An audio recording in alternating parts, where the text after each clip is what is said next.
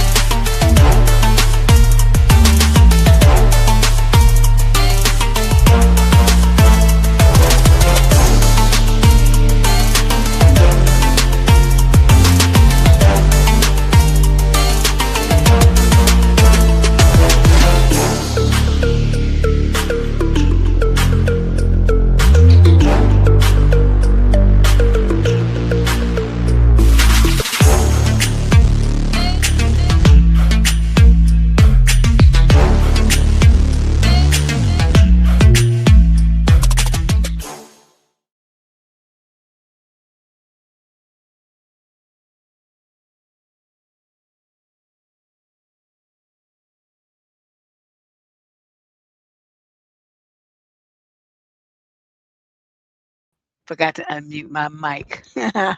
Anyway, as I was saying, the music, the new music, it just makes you just want to dance. I'm over here working it out in my chair, acting like I'm a soul train dancer or something. You swear I'm just getting it hard, but nothing is moving except my arms. But anyway, I know you guys are like, this girl, she be on the show, she be on the air just whenever she get ready, and you right. That's why they call the show What the Fuck Whenever, because it used to be Tuesday, then it was Wednesday, then it was, I think, Saturday or something. Then I switched it to Sunday, and because, my schedule keeps changing, so I had to change the show.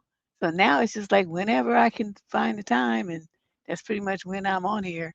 So the smart people hit the subscribe button and the notification bell. So when I fire up my computer and get ready, they get a notice. And today is a holiday for a lot of people, so I thought today would be a good day to move the show too, because Sunday was Super Bowl Sunday, and me and my daughter went to a party, and we both got sick. I mean, like it was terrible. So I couldn't do, I think I didn't even have the show scheduled for Sunday, but I was going to do it Monday. That just was not happening. So my friend whose house we went to, I called her up. I said, don't invite me to nothing else at your house because I'm not coming. She's like, girl, I don't know what happened. I'm like, I don't know either. But I know one thing, I don't want it to happen again. And so since you can't control the stuff to be going on in your house, I'm not coming. And so that was that. That's why I still look kind of like bleary-eyed and stuff now. It's just like, can I just be well for like a month with no drama? Just please, just something, just a month. I'd be so happy. But anyway, let us get going. Oh, I have one announcement to make. February, which used to be video a day, we would be knee deep in it at this point. And I did that for 5 years, a video every single day for the month of February. I don't know where I found that energy because I would find all the guests, do all the show outlines, do all the pre-recording, do all the editing, just do everything. I can't do it anymore. I'm too old. I'm too tired. And so what we do now, we just do it all in one day. This year, I don't have any guests, but what I am going to do is depend on you guys to come up with some topics. So this QR code that you see up there on the screen right now, and I'll put the link in the chat later too. If you scan that, it'll take you to a form. And on that form, you will see the options to suggest topics or to put in some links to articles or blog posts or whatever you found on the internet that you think are good for us to talk about. Because what do we talk about on this channel? We talk about mistakes people make in their choices in life, their relationships, self-esteem, boundaries, all kinds of women's issues, saying no. I mean, all kind of stuff. So whatever it is that you struggle with, that you want to hear us talk about and get support from the rest of the listeners or whatever, now is the time to speak up because this only comes around once a year. So this is the time. Something's been bothering you. You don't know what to do. You read something online that you don't understand. Whatever it is. I mean, we'll decide, but just go ahead and submit it. That's the spot where you do it right there on the QR code. And if you're on YouTube, then I'll put the link right there. It's a Google form. And you just click that and just fill that out, okay? So let's get going here. We got, I think, 25 questions as usual. This is February 12th, Thursday, February 12th, 2026. Advice column for the Debsterism channel. What the fuck, whenever, which is happened to be Thursday today. Question number one. This is a female, 22 to 27, from Jacksonville, Florida. Summary of issue. I feel like my boyfriend doesn't know me. This happened a few days ago. I'm 18 and my boyfriend also 18 of 8 months. We're talking about Valentine's Day when the conversation shifted from talking about the day towards when another friend who's also 18 came over to talk to us, making simple conversation. And for fun, I tested my boyfriend to see if he knew my favorite snack, fruit, candies, etc. He guessed all of them wrong. So let's see, you said of 8 months. That's a pretty good time. All right. This hurt me a lot. It hurt me deeply, as a matter of fact. And I was trying to pride myself on getting better at being honest with him. So I was blunt. I told him how I was disappointed, upset with him for not knowing these common things that you should know about me. We talked about it, but he seemed like he didn't want to. He was looking away, upset with himself. He said today that my Valentine's gift was strawberry themed, even though I told him that oranges are my favorite fruit. It's not that I expect him to remember anything I like and dislike. No, and she said everything, not anything. Everything that I like and dislike. But some of these things are common things that I mention quite often. Again, I'm young and I'm trying to stay honest and I want to have a healthy conversation with him, but I'm still hurting and still annoyed. And I need advice on how to approach this. My question is, how do I make a conversation about this with him? You don't. This is something that you're going to have to learn. You know, you're only 18. It's probably like one of your first real relationships. 8 months is a long time if you're only 18 years old. But I'm going to tell you a secret about men. You can't whine, wheedle, beg, or nag them into caring about you. You just can't do it. They either do or they don't. And it shows from the very first moment that you meet them how attentive he is. Like if you say, like, say you guys are just walking down the street and you pass by a store and you say, oh, that coat is that color blue is so beautiful. It reminds me of such and such and such a, right? Like maybe you went on vacation to Bora Bora when you was little and it reminds you of the water and you guys have fun with your, so you tell them this little story about it, right? The next gift he can get you that's going to be that color blue, he's going to get it. When you tell him that you like, I don't know, hot Cheetos or something when you're on your cycle, next time that happens, he's going to show up with a whole bunch of hot Cheetos. Why do they do it? Because he cares about you and he's paying attention and he's listening.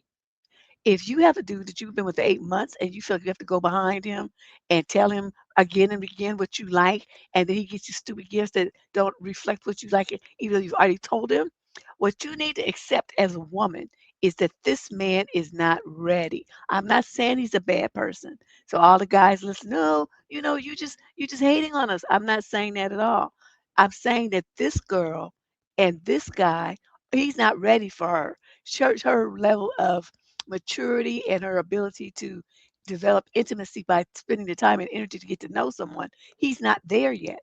He doesn't even understand what she's talking about. And even though she just talked to him about it, he still goes out and gets her some fruit that's not one of the ones, the thing that she said that she liked. So he doesn't get it. I mean, I don't know how much clearer to make this for you guys. He's not ready. So what you're going to have to do is accept that and stop this 8 months and let it end here and go and find you somebody who's more on the same page as you, who's more emotionally developed and more mature, who understands that in order to really get along with someone, if you care about them, you need to know their likes and dislikes. And then you need to do what it is that they like and don't do what they don't like. Okay. That's how you have a harmonious relationship. This guy is just not ready. I don't know what else. He's only 18. So, I mean, it's not like, he's never going to get there, but he's just not there yet.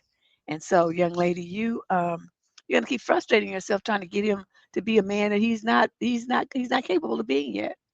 See, because then you're gonna nag yourself to death, and then the more that you do that, and have to remind him, and tell him, and then it's not sinking in, you're gonna get more and more annoyed with him until finally you blow up, cuss him out, and then the relationship is over. When you could just end it nice and peaceably now, and say, I just realized, that we're not gonna make it because I need something else. I need a different kind of man than what you are.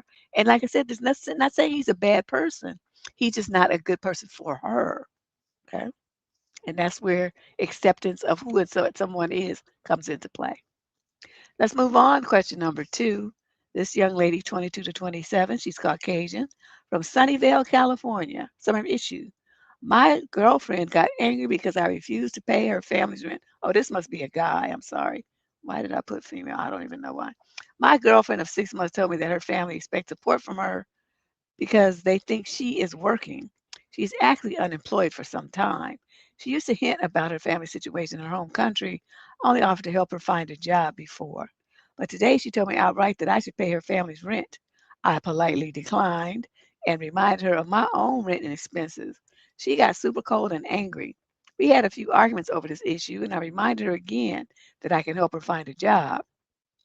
She got angry at the idea, and she even told me that she would be forced to sell her jewelry. She even said that my principles will be different in the future and that her principles and mine are different. Even tried to say that I'm different from other guys. Now I'm thinking she's not good for me and that I am doing her and her family's. No, I am dating her and her family's debt and problems. How can I handle this situation? Well, you don't say the nationality of this young lady. You only say yours.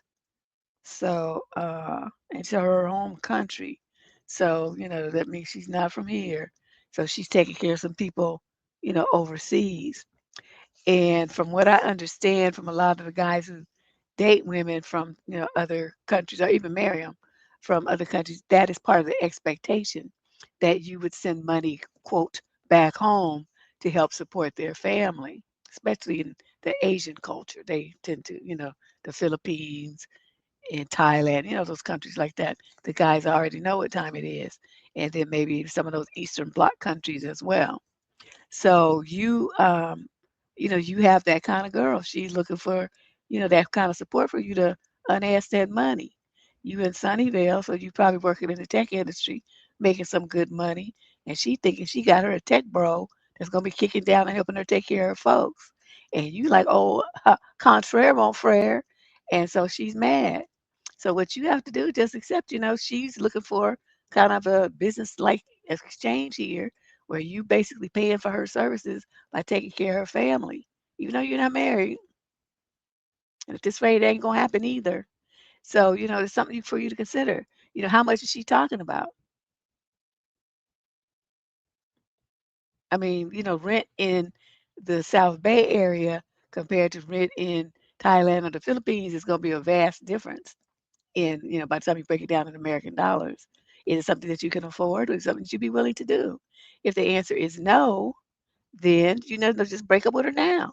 She's saying you guys have your principles are different, then say, yeah, my principles are different from yours because my principles involve me keeping my money in my bank account, not giving it to you. Because I mean, I like you and all, but I don't like you that much. And that's what you have to tell her. And then tell her to get lost and go find a way to pay her family's rent because you ain't doing it. And if she's not working, what, she living at you? She living off of you? What's going on here?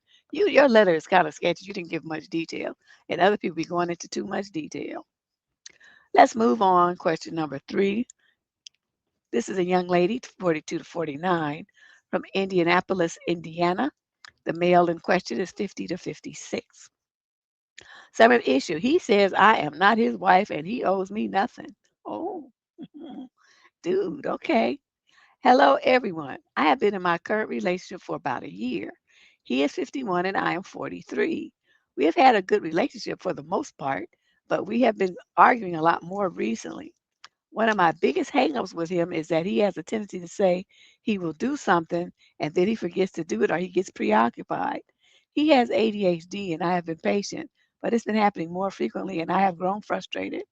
I had an issue he offered to take care of, but I had to continuously remind him to do it. He waited until the last minute, and had I not reminded him, it most likely would have fallen to the wayside. It put me in a very stressful predicament, and I lashed out at him. He hung up the phone, and we didn't talk for 2 days. He sent me proof he had taken care of the task he said he would, but I was upset he abruptly hung up on me, and I did not reach out. He messaged me basically telling me to bring his car he had let me use while mine was being worked on. Another task he procrastinated on. I called him. We got into an argument again. I explained to him why I was so upset, and he was very offended that I did not reach out to him or thank him for taking care of the cats he promised to. Again, the one I had to remind him more than once to do. He proceeded to tell me I am not his wife and he owes me nothing and demanded, "What do you do for me?" Obviously, very offended by this, especially with him talking to me about being his future wife, marriage, and all that. I told him how I felt about it and agreed to end things.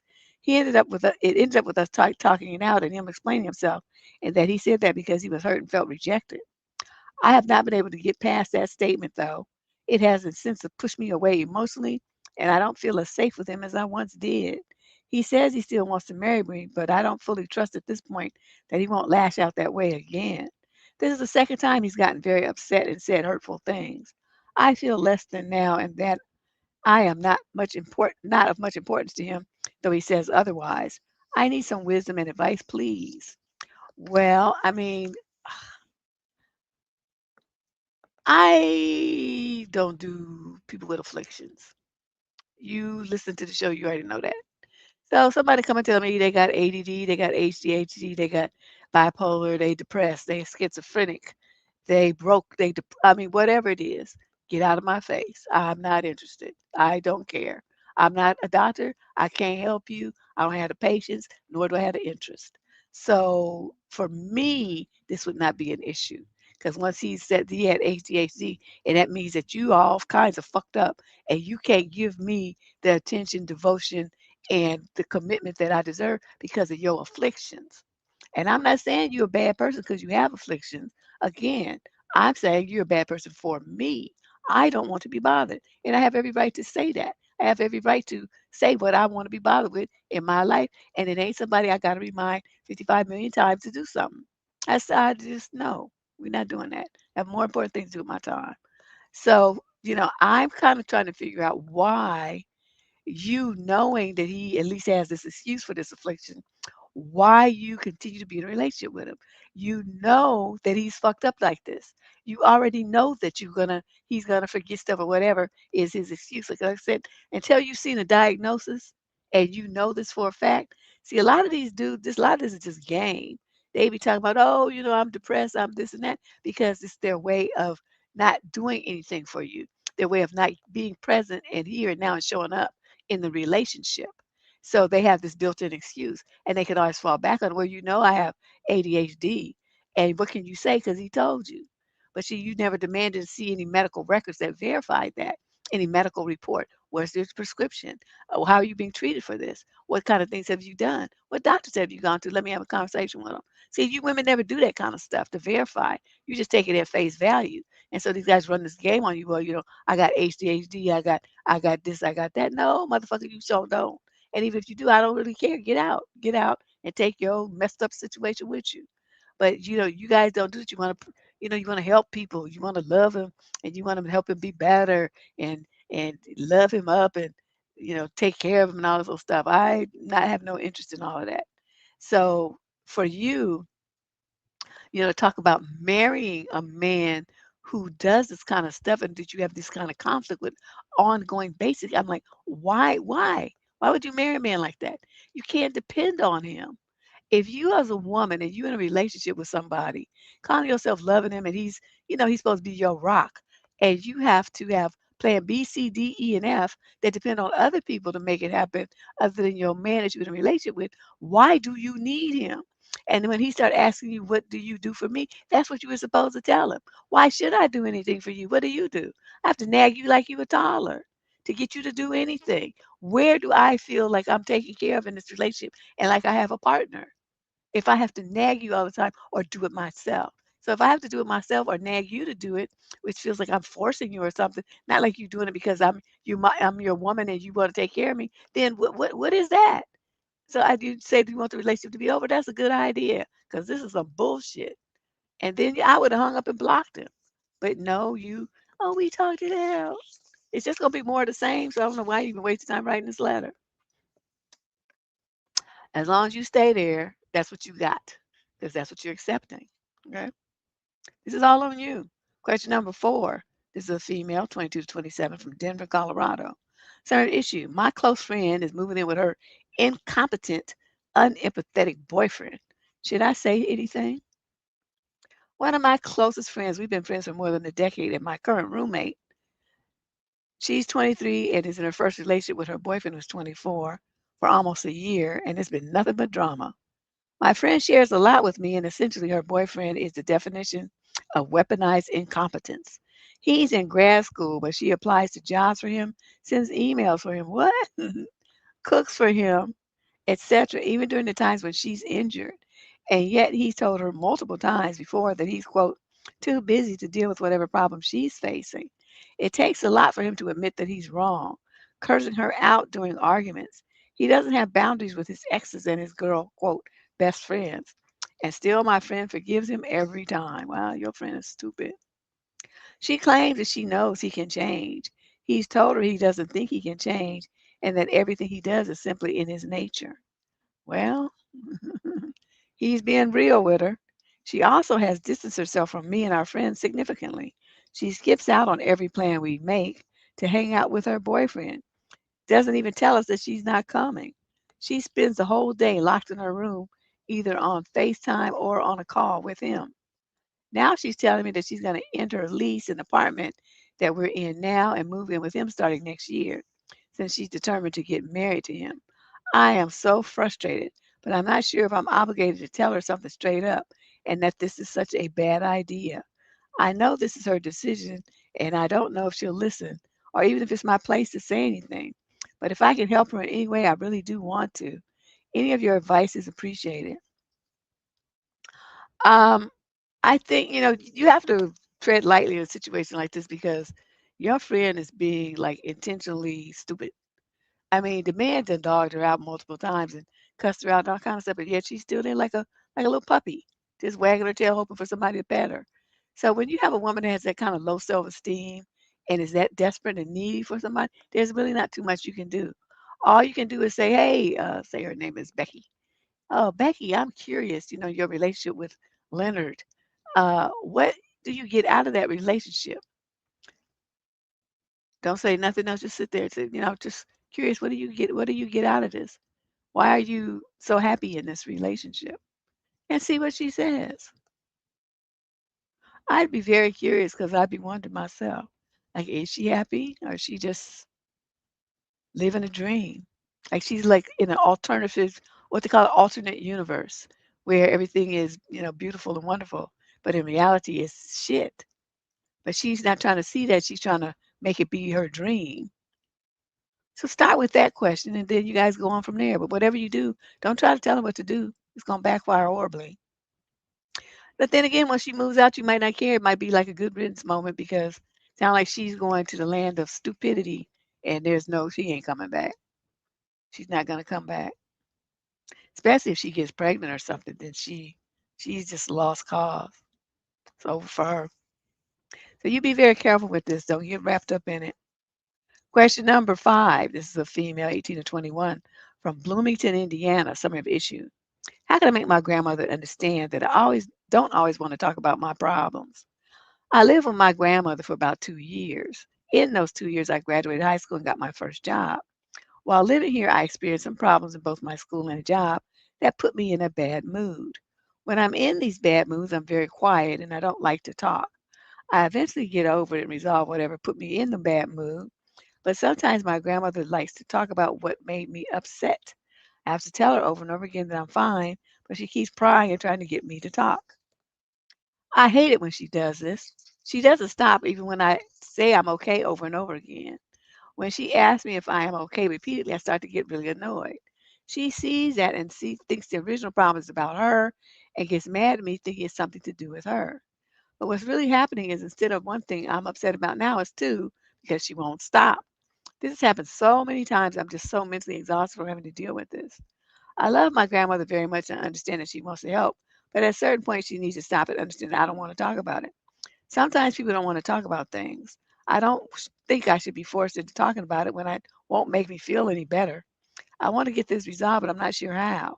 How do I get my grandmother to understand this? Well, you start by sitting her down and you say, I want to understand what you think is going to happen if I start telling you all of these things that were just temporarily making me upset. What is that going to do? And then she's going to tell you, you're going to go, And then what is it that you think you're going to do about problems that I'm having at my job and at my school where you don't go and you don't work? And then see what she has to say. And then you say, I want to understand why you think if I am a grown adult now, I'm, whatever age, and that I can't determine for myself if I'm okay or not. You know more about what I'm thinking and feeling than I do. In what reality does that happen? And then she's gonna talk her stuff, and then you're gonna say, well, grandmother, this is how it is. Okay. I make my own decisions. I decide when I'm going to talk. I decide who I'm going to talk to. What you're doing is alienating me. You're making me so pissed that whatever I was pissed about before is not even, I'm not angry about that anymore. Now I'm mad because you're nagging the hell out of me. You won't just shut up and go in your room and leave me alone. Even if I go to my room and leave me alone, you come in there nagging me. So I want you to stop. But if I say leave me alone, that I'm done, I don't want to talk about it, that means I don't want to talk about it. You can't make me talk about it by asking me over and over and over again. All you're doing is just making me think either you're hard of hearing or maybe you start need to get put in a home because you start to get dementia. That's what's making me think. Like you can't remember I just said that I don't want to talk about it. That you keep asking me again. That's what dementia people who have dementia do. So is that what's going on here? You're not getting it. You forget. Start bugging her like that, start hitting about putting her ass in a home, she'll quickly shut up. That old people hate that more than anything. But I mean, that is what demented people do. They ask you the same question over and over and over. And like 5 seconds after you give them the answer, they say, oh, then their eyes like glaze over. And then they ask you the same question again, like it's brand new. They never heard the answer before. And so that's what I would always point that out, the similarity in behavior. It's like maybe we should get you tested for dementia. Maybe you got a little touch of Alzheimer's or something. Something going on why you keep asking me the same question over and over after I already gave you the answer. That's what demented people do. And just, kind of flip it around on her. I like doing that. Old people get on my nerves. I start talking about nursing homes, and retirement homes, and independent livings and stuff like that. They hate that. But it's like, leave people alone then. Don't make people, you depend on somebody to take care of you and watch over you and stuff, and then you getting on their goddamn nerves. That doesn't end well. So, yeah, just think about that. I know it's mean, but nothing about this channel is kumbaya. We do mean here very well. Question number 6. This is a female 22 to 27 from Hawthorne, California. So I'm an issue. I want to talk about women that keep the window open with certain men. So let's say a boy and a girl know each other for 15 years. Oh, since at 15 years old. Okay, I think he means they met each other when they were 15. She is attracted to him, but he is really inexperienced and really isn't interested in girls yet. Okay, so at 15, that's common. The girl begins to show him some signs of interest. She's letting him know that she would like him to make a move. She then opens the window for him. But after a certain period of time, this guy doesn't act, so she gets fed up, finds a new guy, and then closes the window on him. Now the two separate for a while and meet again at 25. So now we're talking 10 years later. She again falls madly for him, even though she is already engaged. So he decides to reopen the window. She started doing all the things to signal interest, but again, he's a little hot and cold. He's insecure and still inexperienced and doesn't know how to communicate. So she keeps it open for a while until she finally gets tired of it and closes it again, blocks the guy on social media, and moves on with her life. So my question is, does the girl get married to the other guy, have kids, and have a happy family while still thinking about that guy who didn't love her back? I can imagine this is common or he has happened to others. What do you think, Deb? Regardless of whether the girl's healthy or not, there will be women who will be so interested in a guy that they are willing to open up more opportunities for him over time. Okay, I can detect here that you're stupid. You're a dummy. You're one of those kind of people that's looking for a reason why you got rejected, and when it's all really your fault. But let's go back to this. Hold on a second. Let me pick this up. Make sure I hit the high points. Okay. So where did we keep the window open? The girl liked him as a teenager. She's still single. So is he when she runs into him again. Even though she's engaged, technically she's still single. Okay. She was attracted to him at 15. She's still attracted to him at 25. I don't understand why you think that's keeping the window open. She didn't stop dating other people or seeing other people or falling in love. So the window wasn't open. She just saw him again and it kind of reignited things. That happens. Okay, because those things really weren't resolved before. So she lets him know that she would like him to make a move. All right. Oh no, that's the earlier move. Okay. So she falls madly for him again, even though she's engaged. So then he decides to reopen the window. She starts doing, I think he means she decides to reopen the window. She starts doing all the things that signal ignorance, but he's hot and cold. You know why he's hot and cold? Because she's engaged. It's not a safe situation for him to invest emotions in. Why would he invest emotions in a situation with a woman who's engaged to another man? See why I say this? You sound stupid. You don't understand that?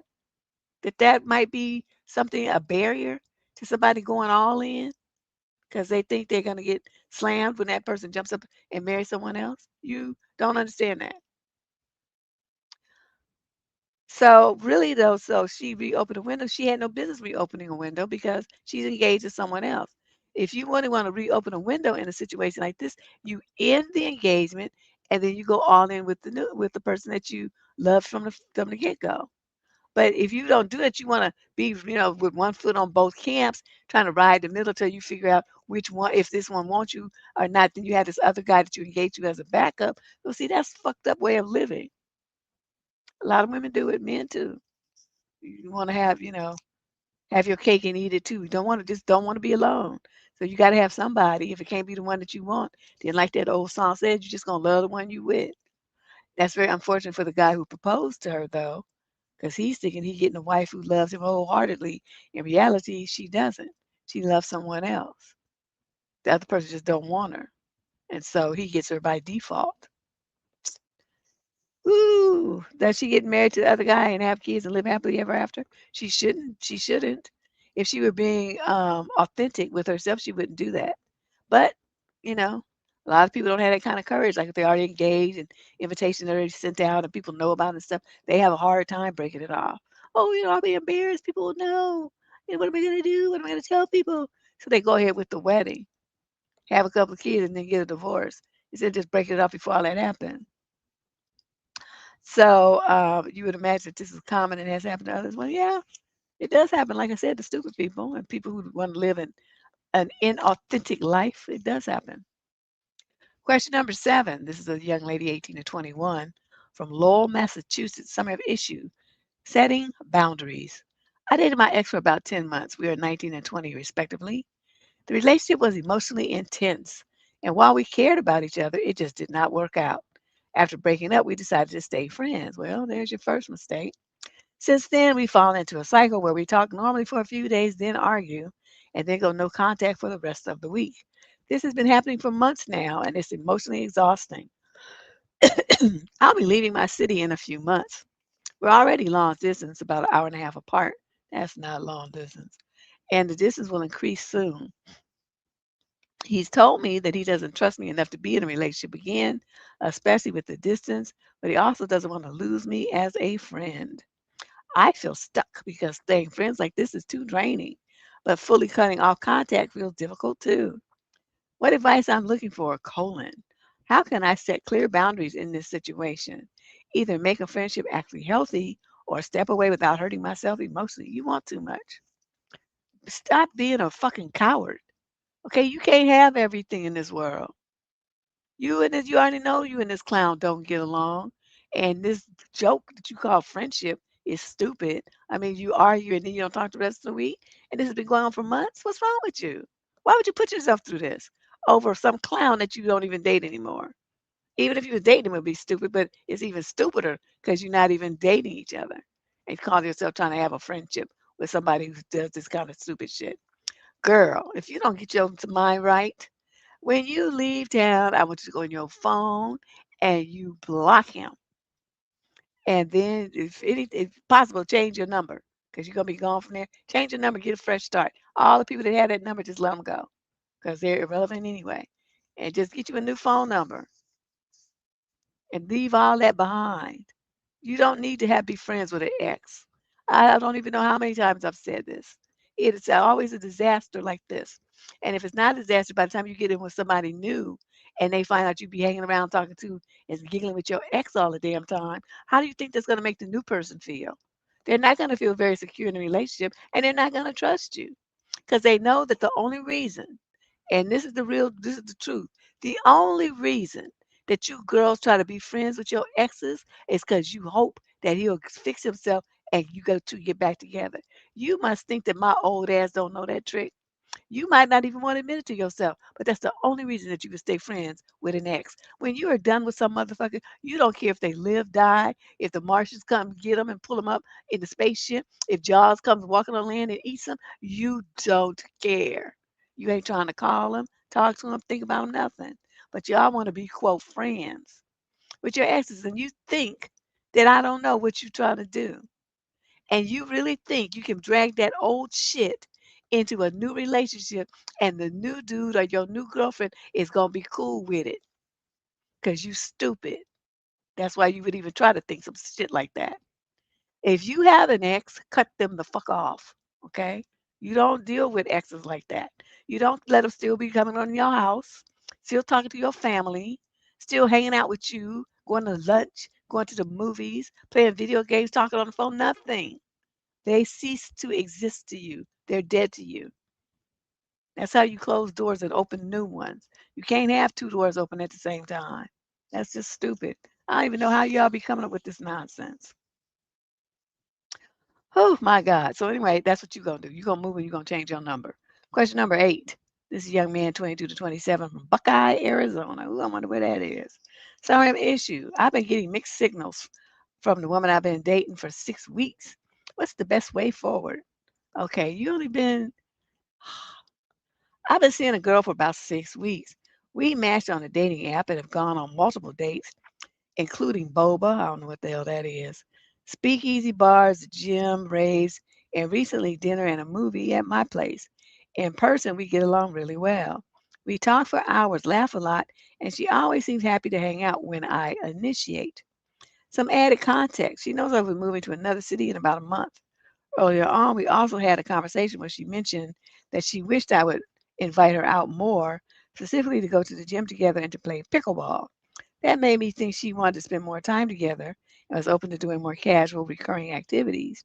What's confusing, though, is the mixed signals around romantic escalation. She responds pretty slowly to texts and almost never initiate plans.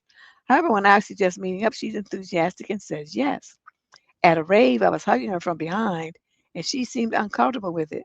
At my place recently, we watched a show in bed. I had my arm around her and was touching her face. She did not pull away or reject it. I leaned in to kiss her, and she did not lean in, but she also did not pull away or say no.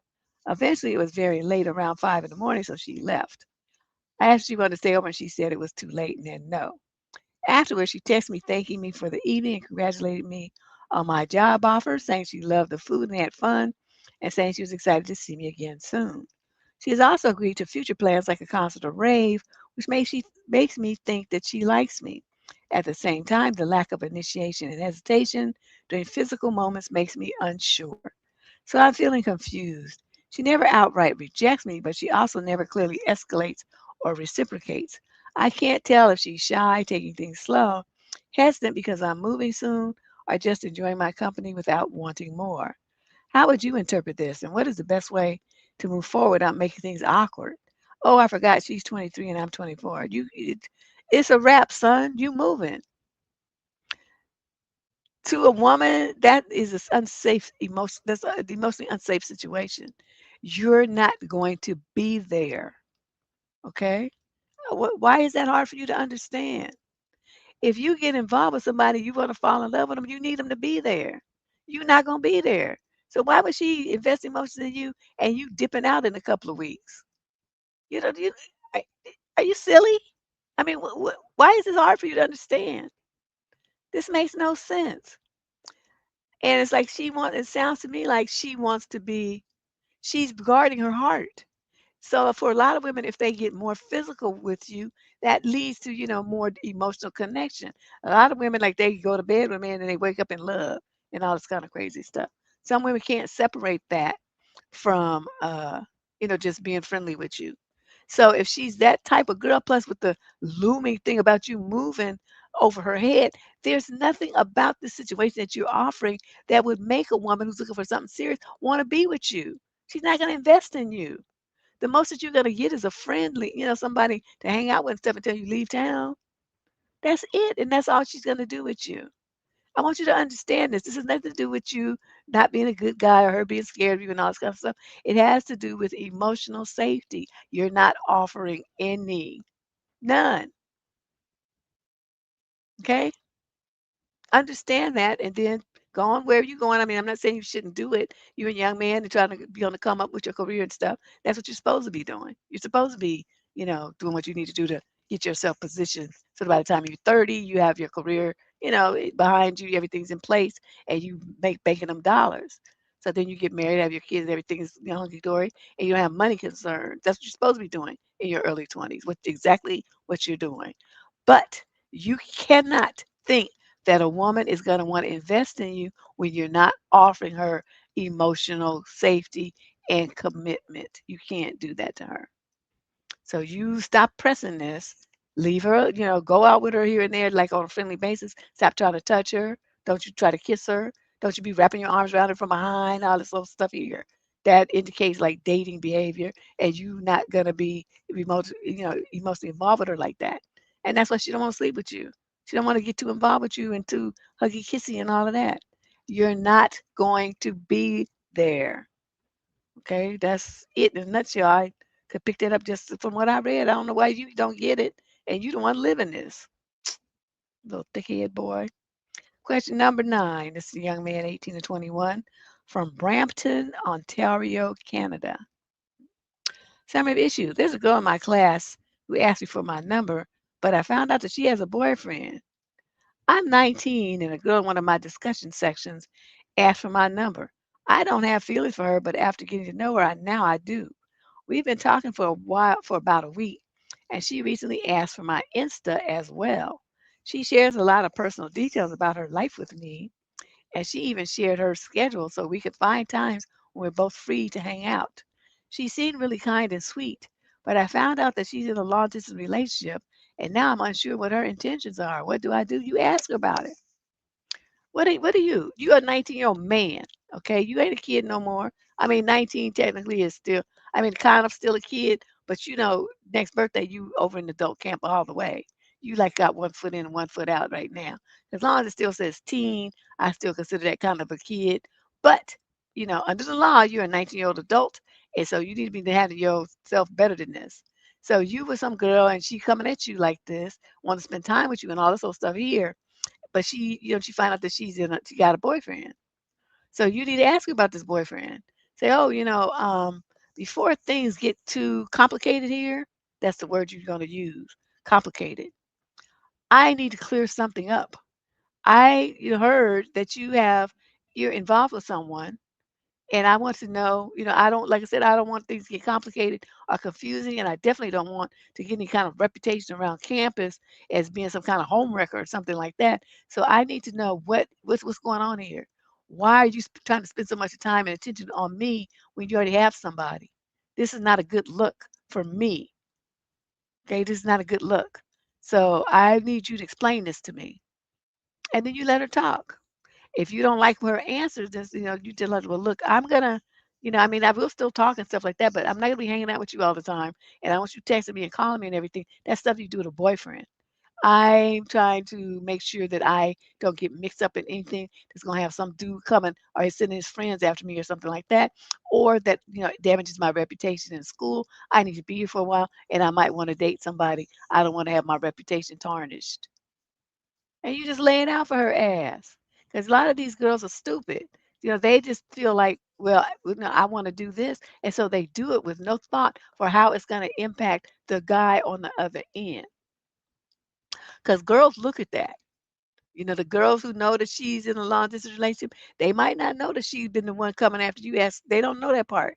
All they see is you all hanging out all the time, and they're gonna assume that is you were the initiator. Right? I mean, I know that's mean or whatever, presumptuous, but that's how women think, that you were the one who initiated it.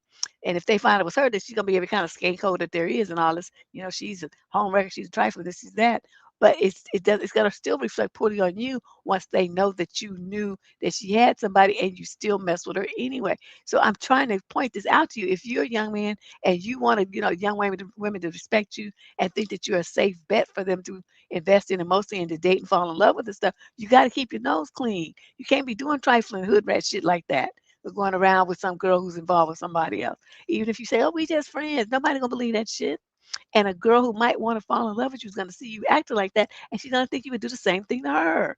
And she knows that would hurt her.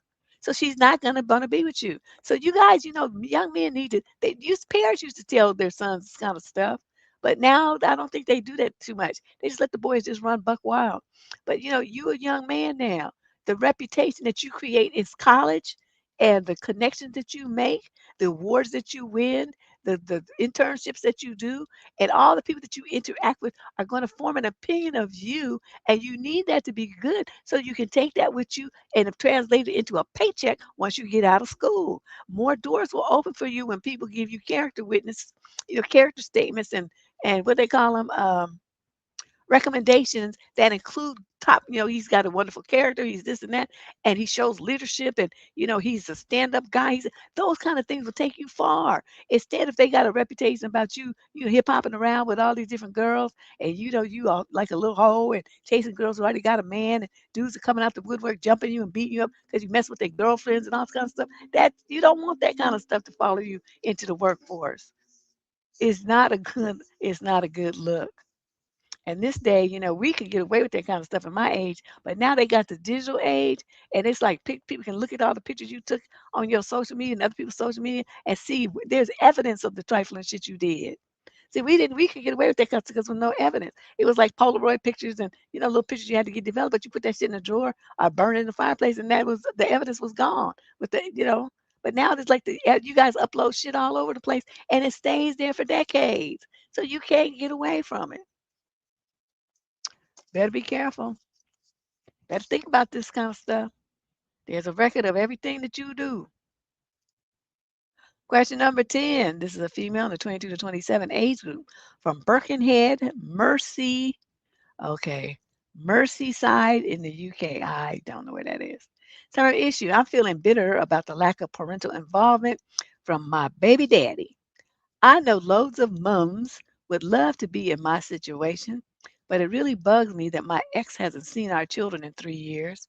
He completely left me to raise them alone. I know some people will think I'm lucky, but this wasn't my choice. It bugs me to have children with someone that wants nothing to do with them. He's probably moved on and has other children by now, while I get a pathetic 29 pounds a month for them, and they get a tired and exhausted mum that struggles to do things with them. I think sometimes it never stops bothering you. Deb, how do I feel less bitter? I find myself checking my emails regularly to see if he has reached out, but of course he hasn't. I don't know what to do. You go to court if you haven't already. I mean, I don't understand why you only get 29 pounds a month for you said you put the S on here, so that's two children at least, right? You say our children, that's plural. So that means it's at least two. It should be more than 29 pounds. So something is wrong here. What you need to do is go to the child support people in Birkenhead, Merseyside in the UK and tell them what's going on and that he doesn't see the kids at all and that, you need more child support. Because child support is based on the balance of time that both parents spend with the children. If he's not spending any time, then he should be paying maximum child support. Sound to me like he got some like he's doing most of the custody, so he only paying you some pittance. You better check into that chick and make sure that that's on record correctly, and to show he hasn't seen them kids in years, and get some money for them at least to open up a little bank account for them or something. To have some money when they go to high school and college. I mean, think in advance. Don't just look at right now. Stop thinking about yourself. Because, you could go get you some other man if you that desperate for some dude. But, He's not the one. And the main thing with I have with with women like this, okay, you see he was a jerk. Okay, that's why y'all, wasn't married. Okay, although I know in the UK people don't really like to marriage is not such a big deal there. A lot of people have long-term partners, but whatever. So you have this kid, okay, you have a kid, and you're looking for him to step up in a certain kind of way, right? So, this kind of behavior here just does not pop out of the sky. There's some stuff he was doing, not doing. So then you had kid number two. So then you have to say, why did you have second child when he wasn't down on the spot for the first one? And even though you say, oh, well, he changed. Oh, they don't change that much. They already show signs. But what happens is y'all just overlook them, or you try to fill in the blank yourself. Stuff that he's not doing, you just step up and do it yourself. Because it's only one kid, it's no big deal, you think. Then you had that second and third kid, and then all of a sudden it matters, and that makes a difference. But that's why he was so able to dip out so quickly and disappear. He don't care about you or them kids. So you go and do what you need to do to protect your children legally and financially with the help of the law. Okay? Make sure you got sole custody so you can't come snatch them out of school and disappear off someplace with them. Question number 11. This is a male, 28 to 34, from Chicago. Summary of issue. My girlfriend keeps calling my sobriety quote, control. And I don't know if I'm being manipulated or if I'm just being sensitive. I'm 32 and she's 29, and we've been together a little over 3 years. We don't have kids and we live separately, but do spend a lot of nights together. For context, I quit drinking 9 months ago after realizing that I was sliding into drink to turn my brain off territory. I don't have any DUIs and there's nothing violent, but I was waking up anxious, missing mornings, gaining weight, being a worse son and friend. I started therapy, got serious, and now I'm honestly proud of myself.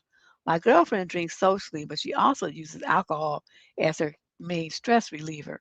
When we started dating, that felt normal, but now it feels like a tug of war where the rope is my boundaries. At first, she said she supported me in my sobriety, but over time, she's gotten mean in this very specific way. If I say I'm not drinking tonight, she'll sigh and say I'm judging her. If I leave a party early because I'm tired, she tells people that I'm in my sober phase, like it's a quirky personality trait. The worst is when she frames it as me controlling her. Example, last weekend she wanted us to do a wine night at her place, and I offered to bring fancy snacks and make it more of a mocktail night. She got cold instantly and said, so I'm not allowed to relax in my own home because you decided to be better than everyone? I told her that's not what I said, and I literally don't care if she drinks. I just don't want it to be the whole night sole focus. She kept repeating, you don't care, in this sarcastic voice, and then said, I'm trying to punish her for having fun. She did apologize later, but it was one of those apologies that turns into a speech about how her ex used to control her and how my sobriety is triggering her trauma. 2 nights ago, it blew up because I found out she's been texting an ex again. Not explicit sexting, but she's kind of flirty with remember us stuff and late night memes, inside jokes, and pet names. When I asked her about it, she said I was being paranoid because I'm, quote, addicted to control instead of alcohol. Wow. That line hit me like a slap. I'm not proud, but I raised my voice. She immediately got calm and said, see, this is why I don't feel safe. Then she told me if I keep acting like her dad and monitoring her choices, that she'll end it. I left and sat in my car for 20 minutes like an idiot, shaking. I can't tell if I'm overreacting or if I'm in a relationship where every boundary becomes proof that I'm the bad guy. I love her, but I'm exhausted. How do I even have a productive talk with someone who flips everything into me being controlling? Or do I take this as the sign to walk away? Child, has been the sign to walk away. I mean, I know, how do I put this? People tend to accept those kind of negative comments and stuff as, the person just blowing off steam, the person just having a moment. But what it is repeated disrespect. If you have someone who disrespects you freely like that, they're not loving you. And if you don't have someone that respects you, they can't love you. So you have to figure out, why am I here? Like my life, okay, you guys were on the same path, right? But now you veered to the right and she's still going left or straight ahead. But whatever it is now, you guys are on a different path. You want something different out of your life than what she wants. She's not to the point yet where she realizes that her attachment to alcohol is a hindrance to her growth and development like you did. And this is not the moment to lecture her or lord it over her to feel superior. That's not what I'm talking about. I'm just saying you were motivated to make an improvement in yourself because you noticed that this alcohol was holding you back. It was making you become a person that you didn't like very much. So you turned it around, and that's what you're going to tell her. It's like, I see, I realize that the alcohol was affecting me, and you making me statements, I, me, not anything about her or other people even. And I decided I wanted to do something different. Am I trying to force you to do it? Absolutely not. Am I asking you to do it? Absolutely not. Did I even hint that you should do it? Absolutely not. But somehow you take my choice for myself as some kind of condemnation and judgment of you, which it is not. So, and you mentioned the other day that you wanted to end things because I'm controlling. I'm going to control myself right about the fuck out of here. That's what I'm going to do. Because, your constant negativity and your abusive statements towards me, I can't take that kind of disrespect, nor should I ever have to. So I'm going to find myself a place to move, and I'll be out of here by the end of the week. And then you do whatever it is you want to do. Because our paths in life now, we enjoyed a good run, but our past life in life now are on a different path. And so I'm going to leave, but not with any animosity, and I'm definitely not blaming you. It's just this. It just is what it is. And if she lets you, give her a hug, and then start packing your shit, get your stuff, and go stay at a friend's house or something, and then make arrangements to get yourself a place, and then come back when you get it, pack up all your shit and go. That's how you do it. There's no reason for you to take this kind of emotional or verbal abuse from anyone. Okay? Continue on your path, the path that you decided on for yourself. No one has the right to criticize you or condemn you, taunt you, tease you about it. Nothing. Nobody has that right. So you do you, and congratulations for being a guy who knows what the fuck he wants out of life for a change. It's like, huh, so refreshing.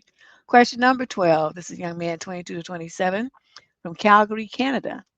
Summary of issue. My fiance refuses to do anything unless I'm there. We've been together for about 4.5 years. I'm 23 and she's 24.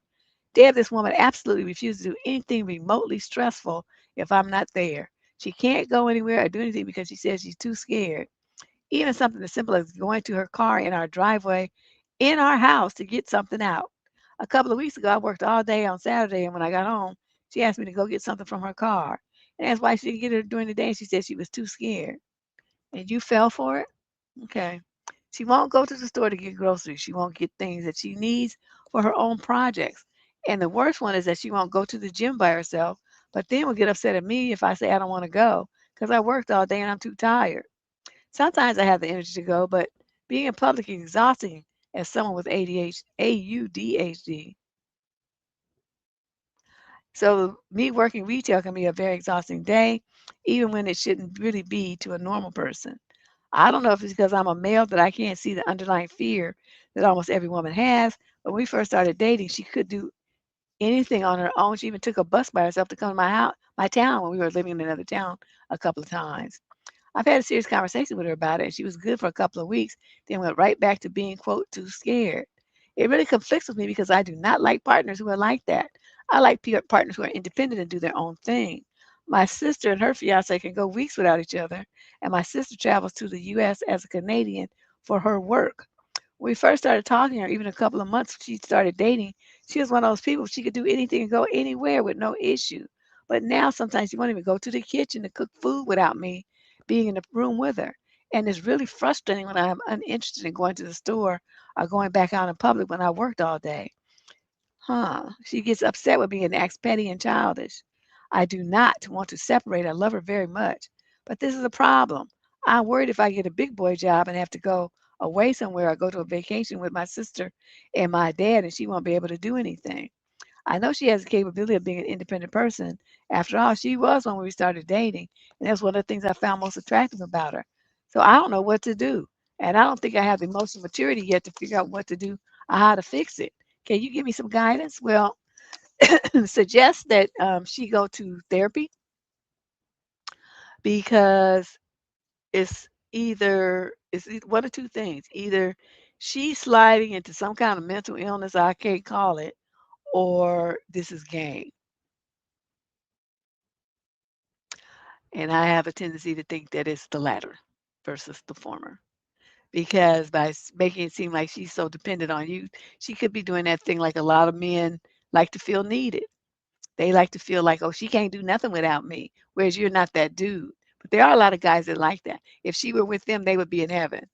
Their chest would be puffed out, feeling uber important that their woman can't make a decision, can't do anything without them there. They feel just absolutely defined in their masculinity like that. But that's not you. And so you need to communicate that to her and say, when we first met, you were very independent, and now you're this like succubus that I can't stand. I hate that I come home and you haven't done anything for yourself and won't even go to the gym. I hate it. Just rattle off all the things that you hate. Saying, it's making me so annoyed with you, even though I still love you at this point. I can see where if this trend keeps up, I won't. So you need to fix this. Get yourself a therapist and get yourself back to normal. Because this is not the woman that I fell for. And this is not the relationship that I want. And then you go in another room or go in your car and let her figure that out. That's what I would recommend. You know? Question number 13. This is a young lady, 20 to 34 from Dearborn, Michigan. It's not an issue. I think I want to leave after 2 years of the constant silent treatment. I've been with my fiance for 3 years. We're both 30. He has this thing for the last couple of years where after an argument, he pauses and says that we should continue the next day. And then, of course, he never brings it up until I do. And then he'll leave with, well, I was about to. So I started waiting, and the days became weeks. The hurtful thing is, he knows I can't act like everything's okay when something needs to be talked about. But he can. He generally ignores the issue and can go for weeks at the time until I bring it up. I've tried and tried to ask for this to change as I'm the kind of person that starts spiraling when I'm in my marinated thoughts on unresolved things. I realize that this man simply doesn't want to do it. He practically begged me not to when I wanted to leave 6 months ago, and he promised to change. Yeah, I know. Thing is, we're supposed to be getting married in 6 months. What? That would be dumb. But I don't think I want to go through with it. How do I? Families are involved, friends are involved, finances are involved, and he lives in denial. I don't know what to do. I don't know if I want a man's perspective on this thing, or if I want support on an exit plan, or if I should just keep being with him and eventually I'll get used to it. Well, I don't think we have any men here today. Sometimes we do. But you want support, or I can give you a support on an exit plan. I can do that. Because one thing you have to realize, like so many young girls just don't seem to have the ability to accept, is, young girls get into relationship because they have this fantasy of happily ever after and being madly in love, whereas guys get in relationship for what you do for them and how you make them feel. That's the reality. They will say I love you and this and that, but then their behavior doesn't really reflect it. But y'all hang on and hang on and on. They don't be loving you the way you need to be loved. And they don't do shit for you the way that they should be doing it. They don't even talk to you the way that they should be talking to you if they were so fucking in love. But yet you stay and stay and stay. And you try to make the relationship be more than what it is. So, he doesn't want to talk about problems. You do know why he doesn't want to talk about them? Because he doesn't give a shit. And you think, well, I can't do anything until the problem's resolved. And he's like, well, it's not a problem because I'm getting everything that I want out of this relationship. So shut up and leave me alone. That's basically his attitude. Right? But you haven't accepted that yet. You keep asking him and asking him to change, and he ignores you because he's not going to do that. He's happy with things the way that they are. He's getting his needs met and just fuck whatever yours are. See, that's something you haven't accepted yet. It sounds like you're trying to come around to it, but you're still not quite there. And the fact that you said we're supposed to be getting married, there's no way in this world you should ever got engaged to a man who does this kind of stuff. No marriage is going to survive on such poor communication. It's not going to happen. Not going to happen. Flatly, it will not happen. Okay. Let us move on. We got question number 14. This is a young lady, 22 to 27 from Oakland. Oh, right up the street here. The male in question is 20 to 34. Summary of issue. My boyfriend of a year seems to be mad that I'm buying a new, even though it's used, car, and now is, quote, reconsidering our relationship due to my priorities. Oh, this is interesting. I'm 25 and I drive a 15-year-old Kia with about 215,000 miles on it. Wow. Over the past year, I have probably put over 5,000 into it, from a new radiator to brakes and rotors and calipers and a new gas tank and brake lines and blah, blah, blah. Damn, you should have just got a new car. Not to mention my insurance alone is a fortune. I also owe nothing on the car. It's also my first car I ever had, and it's been about 6 years since I got it. Recently, the brakes went and I got them fixed because it's my only mode of transportation to work and school, and I cannot risk missing out on either, and I have really no other way of getting there. My car is a fucking death trap. Last month, my brakes went as I was driving to his house. How do your brakes go out? I mean, you had to have heard them scraping and noticed that they wasn't stopping way before you got to that point. I had a mental breakdown, and in that moment, he said, I need to think about getting a new car. And he has said this multiple times, but just didn't think I could afford it because I really didn't understand how it worked to finance a car. It also needs other works. Okay, I don't need to know all that. Moral of the story is the car is dying. Most importantly, I'll start a new job in a couple of months where I'm commuting 6 days a week, 100 miles a day. Wow, that's a lot. Over the past few weeks, since a friend who works at a dealership has been trying to find a car for me and help me understand how I can finance within my budget. We finally found one, and after a lot of therapy sessions and talking with other people, everyone seems to think it's a good idea for me because it's not worth risking my current car blowing up while I need to get to work. Mostly I was scared of the change. Last night I told my boyfriend about it. We don't live together.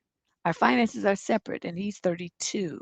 We had a steady corporate job and lives in a house all by himself. I'm just finishing my bachelor's and I split rent with a roommate. I've been saving for this car. However, he told me that he doesn't see why I need a new car when I put all that money into my current car, and it's a stupid financial decision to just go buy a new car. I tried to explain that my car terrifies me and it's really a matter of time until I can't save it anymore. He says what happens when my new car blows up after I drive it off the lot. I said that's dramatic and that the car has a warranty on it for 3 years, but I also added an extended warranty on it after for a total of 5. It's a full warranty, so if anything happens to it, it'll be fixed without me needing to pay a dime. We spat back and forth until I finally asked why he cared when it's not his money, and he said that clearly it's a bad idea if I'm getting defensive over a simple line of questioning, but to do what I want while he can reconsider what this means for, quote, us. Financially, there is no us. I mentioned living together, but he says it's too early and he's not sure which I was understanding of. Deb, am I an idiot and missing something? Am I truly making a bad choice or is he just gaslighting me for some reason only he knows? Well, he is a jerk. He working a big job and stuff. See, my thing is, okay, I'm not saying he has to buy you a car, but let me tell you what I know about guys who when they really care. I knew this guy, his girlfriend, um, her kids were, old, like teens. I mean, they were like early high school, first out of middle school, whatever, so they were still kids, but, getting more mature and independent. And so he starts dating her. Her car, the engine blew up or something. Something happened really horrible. Here she is with these 2 kids and herself trying to figure out how to get back and forth to work and this and that. This guy had an extra car in his garage that he wasn't using. He put it in the shop. He got it, tuned up, oil changed, all the stuff, checked out, put some new tires and a new battery in it, drove it to her house and gave it to her. Said, "It's for you and the kids. I want you all to be safe and to be, not be standing around for hours and hours waiting for the bus in the cold and the heat." Okay. That's how a man takes care of his woman. Now you got a guy sitting over there and he sees you trying to do stuff, you trying to go to school and you trying to work. It's not like you just using the car to go hang out at clubs and go get your nails done and stuff. You have a serious agenda. Now, if he's working a corporate job that you say he is, he should be making some kind of money. He got a house, he living in by himself, he got some money. So he couldn't help you with a down payment. He couldn't do something to help you, help you go look for the car, test drive the car, make sure the car was safe, ask questions for about the car for someone who's a first-time car buyer. He couldn't do any of that. He couldn't lend his expertise and assistance, knowledge in any way to help you. Do you understand what I'm saying here? I have exes that I could call to this day and say, hey, something about my car. Can you look at it for me? Yeah, sure, bring it over. Bring it over. He's a mechanic, very skilled guy. I mean, top-notch skills with cars. Take my car, he'll fix it. Or if I need a part, he'll tell me what to get. And then he'll put it on for free. Then I drive off waving. Shh. We're not together. But I mean, he doesn't want me to be in a bad situation. We didn't work out, but that doesn't mean that he wants something bad to happen to me. And that's an ex. And that guy do more for me than your current dude will do for you. So I want you to rethink this relationship, especially under the way that he's approaching you, threatening you and gaslighting you about you doing something for yourself to come up and get your life straight. The bottom line is you told him right. It's like, why is he even bothering him? It's not his money. That right there is the key. That not only is it not his money, he didn't help you fix the cars when it was breaking, and he didn't help you get a better car either. So whatever he's talking about, you should just put your fingers in your ears and did the la la la la la. I don't care what you're talking about. Shut up. I'm not trying to hear you. I'm informing you. I'm not asking your opinion. I'm not asking your permission either. It's my money. It's gonna be my car, and that's just it. I was just letting you know, so you wouldn't be surprised when I drove up in it. But just doesn't matter how you acting right now. There's a waste of time. Let me get my ass up out of here, and then you go home. But you really rethink this relationship because this guy is not showing what I think is the proper concern for you. So when you see a man who treats you like this, he just after some free ass under the guise of having a girlfriend. He just wants somebody to sleep with. That's all that is. And they call you their girlfriend.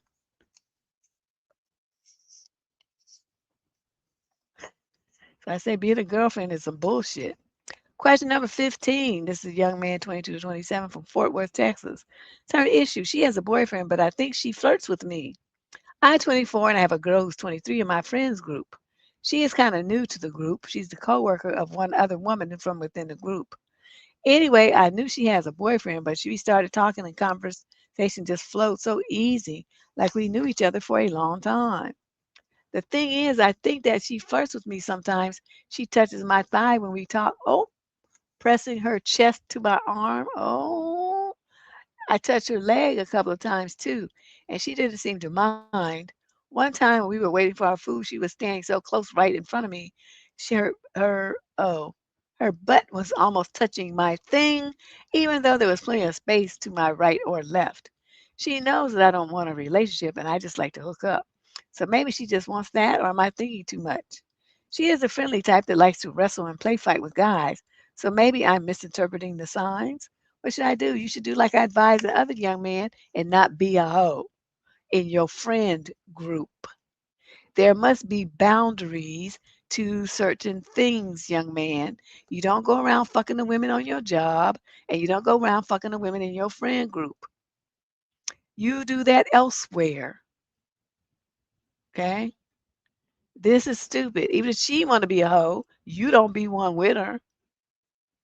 That's just ridiculous.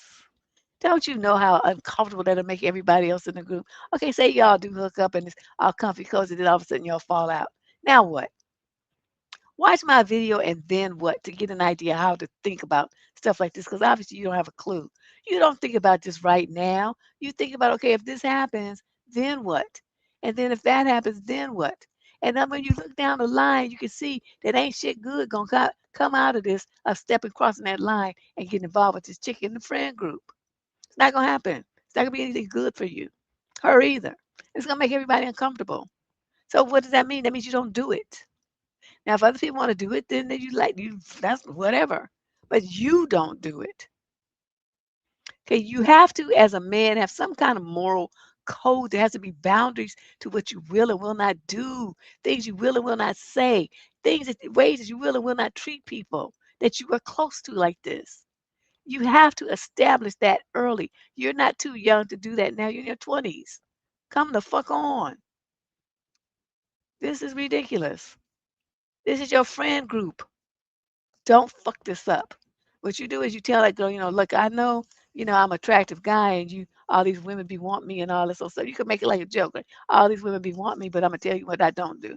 I don't fuck around in my friend group and I don't fuck around on my job. So whatever, you might be thinking about trying to get going here, it ain't gonna happen. So stop. And it needs to come from you. Okay. And she's probably gonna be thinking, well, he hook up with other people. Why won't he hook up with me? Because you in my friend group. It's like these are like sisters. That's growth. And that's how you need to put it. It's to stop this shit. Okay, put the brakes on this right now. Because don't you think other people are looking at this? You don't think the other people in the friend group are watching? Y'all be tripping. I'm like, what kind of parenting are these parents doing these days? You don't tell your sons this kind of stuff, so they go out in the world just being stupid and trifling and just making it look like they have no home training whatsoever. They don't know how to conduct themselves around young women. They don't know how to conduct themselves on the job. All the stories I keep hearing about young boys, well, they're not boys, young men going on these jobs and trying to get at the girls and end up getting fired and kicked out on a sexual harassment charge. You keep your dick in your pants at your job. You don't be trying to get the girls on the job. That is a quick way to fuck yourself up career-wise because that follows you, especially if it goes to court. Leave the girls on your job alone. It's 900 million other women on this planet for you to date. You don't have to date somebody that you work with. That's just ridiculous. It's just a bad look. And it's career suicide. You just spent all that money going to college. Still got debts to pay and student loans and shit. And you can't even pay them because you got fired from your job, you little idiot. Because you can't keep your dick still in your pants at the job for 8 fucking hours a day. How hard is that? It's ridiculous. So yeah, the parents, y'all need to step up and do better with these boys, because they are just fucking up right and left and making stupid decisions. I'm working on the girls, but you parents need to handle your sons. Question number 16. This is a female 22 to 27 from Memphis, Tennessee. Summary of issue. How do I'm 25, deal with a potential girlfriend who does not communicate with me from time to time? Wait a minute. Wait a minute. Okay, so potential girlfriend. Did y'all catch that? Potential girlfriend. I'm talking to this girl who's 24 and I'm 25, and I was going to ask her out. We are close enough to the point where I'm sure she will say yes if I ask her.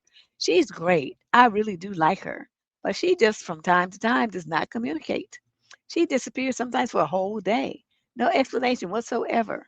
I have told her this several times and she says she's sorry and won't do it again, but then she does it again.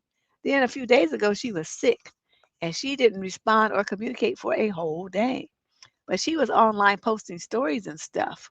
Just didn't bother even telling me, I'm sick, I'll talk to you later. When she does come back, she didn't even acknowledge the situation. Only after I asked her did I know that she was sick. When I told her this, she said she does not understand why it's a big deal, as she was sick. Any advice on how I can deal with this situation? Yes, you need to slap yourself and kick your own ass. That's what you need to do. Son, let me explain something to you. If she had any sense, she would block you. Because what you are doing right now in your potential girlfriend mind is being controlling and possessive of a girl you're not even with now. If she has any sense, she can see the handwriting on the wall that you're a nutcase. If you're trying to control her, that she disappears and stuff, and now before you even ask her to technically go out with you, what will you do once you feel like she's yours and y'all as a couple? Your mind is all kinds of fucked up. You need to fix that first. Because there's not a girl who's got any sense in this world who's going to want to be with a dude like you. You done showed your hand and showed what kind of nut you are already. You talking about, I talked to her about this and she's really nice. I told her this several times and she says that she's sorry and she don't have no explanation. She don't need to explain shit to your fucking ass. Who are you is you? That she should have to tell what she's doing or where she is and all that. You see what I mean about you? Wait, yeah, I explain shit. You ain't running nothing but your rubber lips. That's all you running. So she was sick, and you mad because she did not tell you when she was sick? Why should she tell you that? Are you a doctor? Was you gonna do something about it? Was you gonna, bewitch and think your nose and make it all better? Was you gonna wave your Harry Potter wand and make it disappear? I mean, what good would it do to tell you that she's sick? You not her man. You not her family. You ain't nothing to her but somebody that she texts with and talks to occasionally. Young man,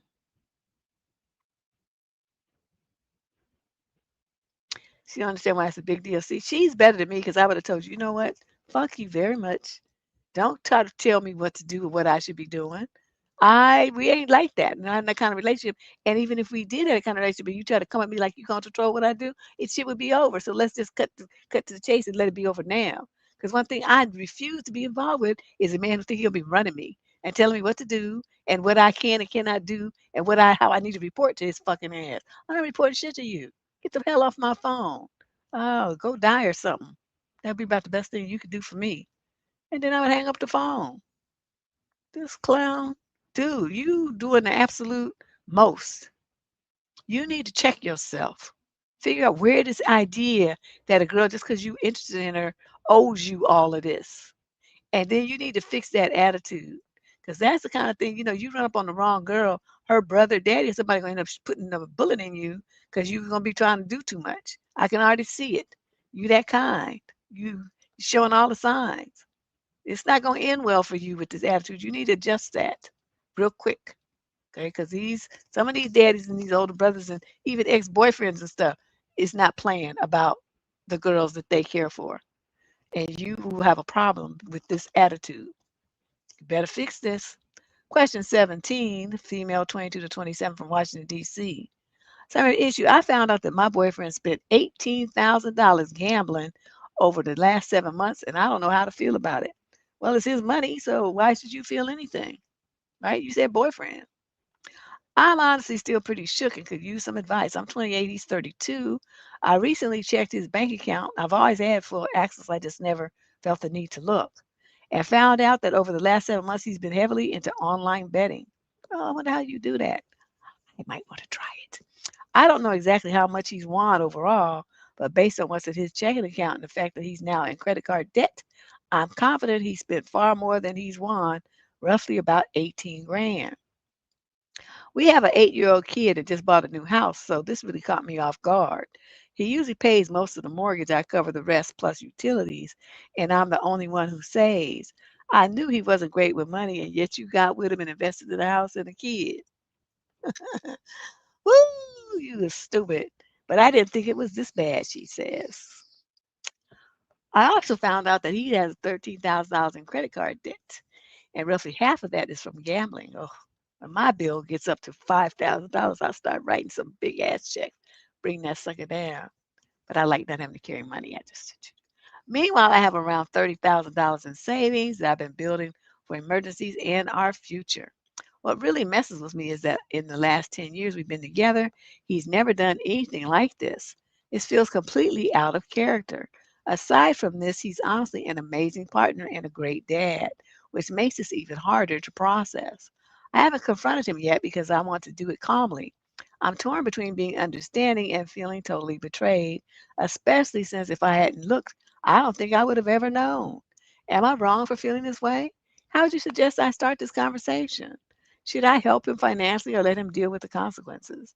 Any advice would help. What you do is stay out of it because you're not married. So it's not like his money is community property. As long as he continues to keep up the financial responsibilities that you two, agreed upon, you don't have shit to say about it. That's his problem. And now once it more so where you have to feel like, he can't make the mortgage or pay his bills and stuff and start asking you for money, that's the point at which you speak up. But right now it's not your business. Nothing about this concerns you. It's not your money. You're not impacted in any way negatively. He's not shirking no extra responsibilities or financial obligations have fallen into your lap because of his gambling. And then you think about it, like if he were playing golf or something, like he would have tee fees, buying clubs, renting carts and whatnot, and all the stuff that goes along with, the gas and parking and stuff that goes along with playing golf and the special shoes and clothes and all that stuff. He'd probably be spending, at least half of that just on that. probably maybe even more. Because they go out there and they be drunk. They be bringing whole big old bottles of liquor. Cognac, unless you get it at Costco, be costing. And so, or even at Costco, it costs money, but just not as much. But yeah, they each have pull these big old bottles of liquor out. They be drunk as fuck on the on the golf course.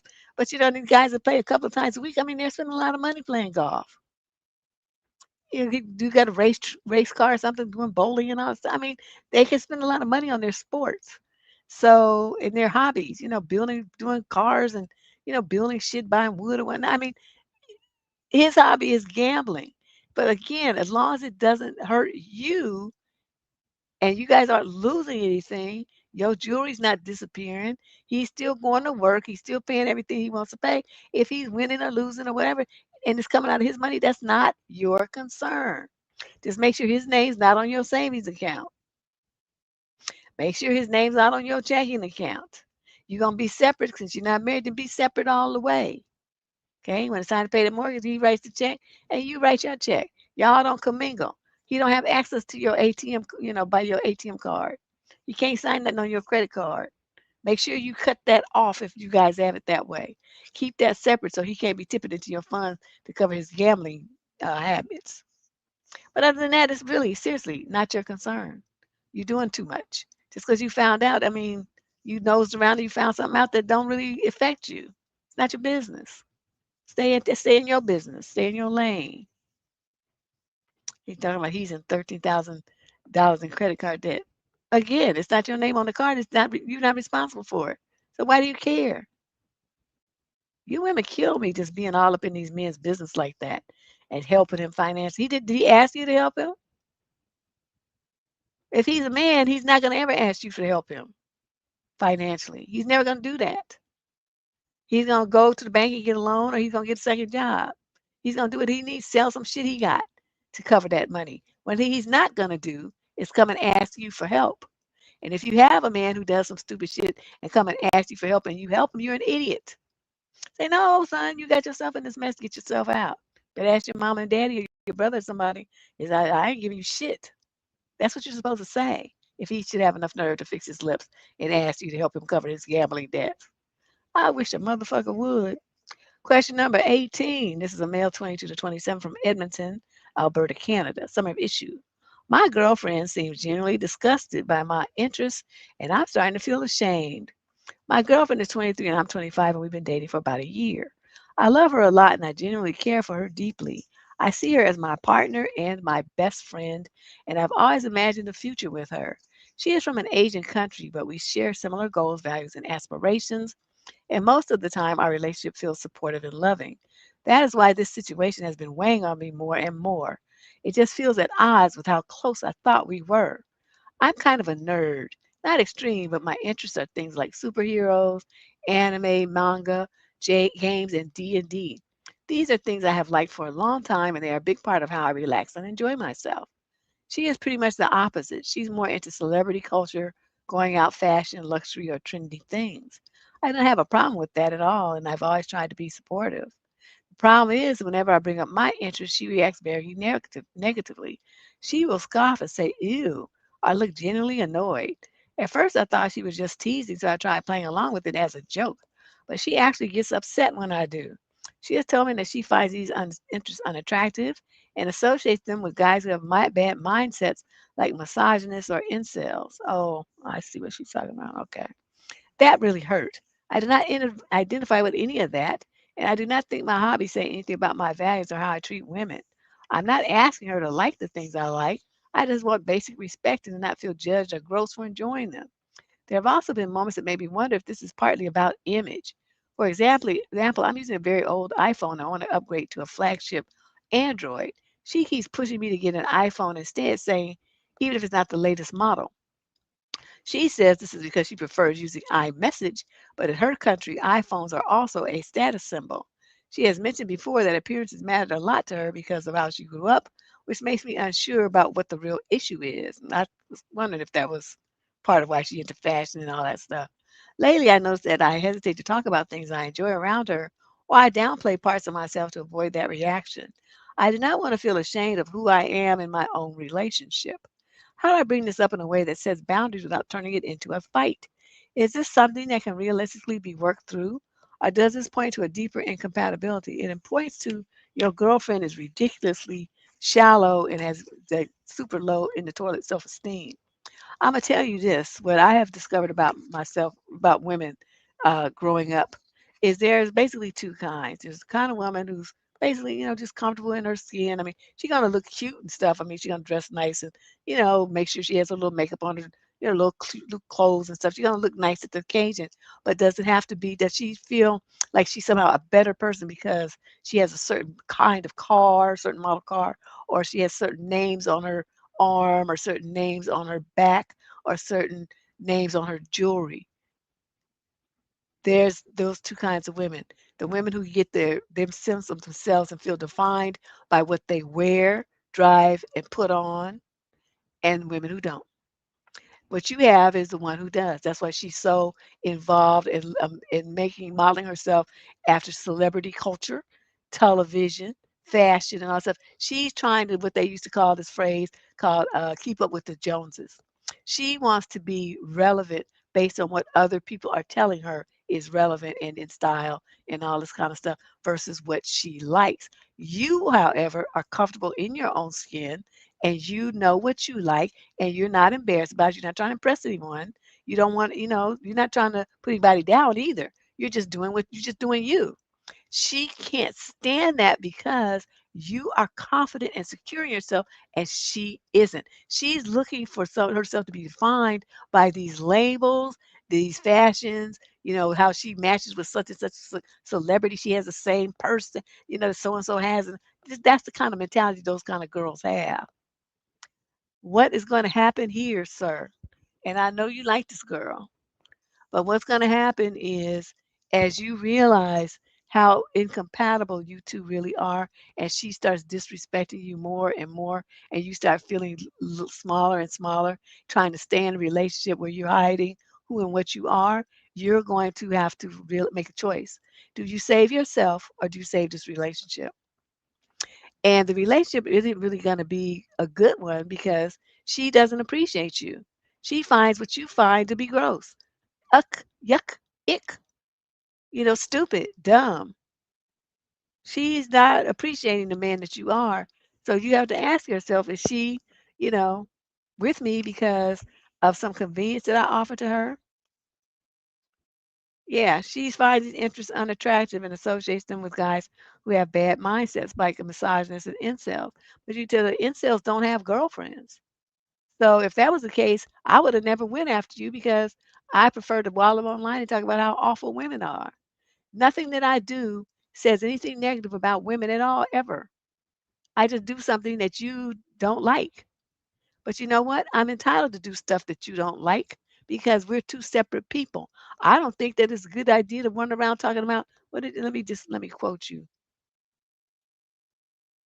Oh, celebrity culture, going out, fashion, luxury, or trendy things. Tell her the thing that you like are shallow and stupid. But do I ever say that? I mean, you chase around celebrities when you're a broke ass. You chase around about going out, wasting money, ripping and running in and out of clubs and spending money because you just want to be seen. You think about fashion, wearing other people's name on your back like that's gonna make you a better person. I would read her personally because, but that's I'm just an asshole like that. Like you talk about me in a negative way, be prepared to get some comeback because I'm about to light your ass up real quick. So she, you talking about all this kind of stuff, luxury brands and shit that your broke ass can't afford. You looking for me to fund your lifestyle, bitch. That's just not gonna happen. So you better figure out how you gonna make that happen some other kind of way. You sitting up there thinking about all this grandiose shit. Your ass ain't a Kardashian, so you don't need to worry about what they got because it ain't you. So, I mean, I would say stuff like that to her, break her down a piece, have her in tears. But that's just how I do things because you don't get to disrespect me. And like I said, if you do, I mean, you can do it. I mean, I can't stop you, but be prepared for what's coming back your way. It's gonna have you folded up on the couch somewhere or in your mattress on the floor in a puddle of tears. Because I'm gonna let loose on you and talk about you from your head to your toe and every single thing about you that I ever thought about you that was negative. I'm getting ready to tell you about it right now. So you probably wouldn't do that. but that's what you need to do. You don't have to do the full read. You can just, do a partial read. But just let her know, two can play this game if that's what you want to do. Is that what you're doing? Then let's go. Let's do that. Yeah, I couldn't be bothered. You better than me, because by the time she started talking about my game and stuff, what I like, and that it was gross, and she said, "Ew," I said, get your shit and get the fuck out. The ew is here, silly hoe.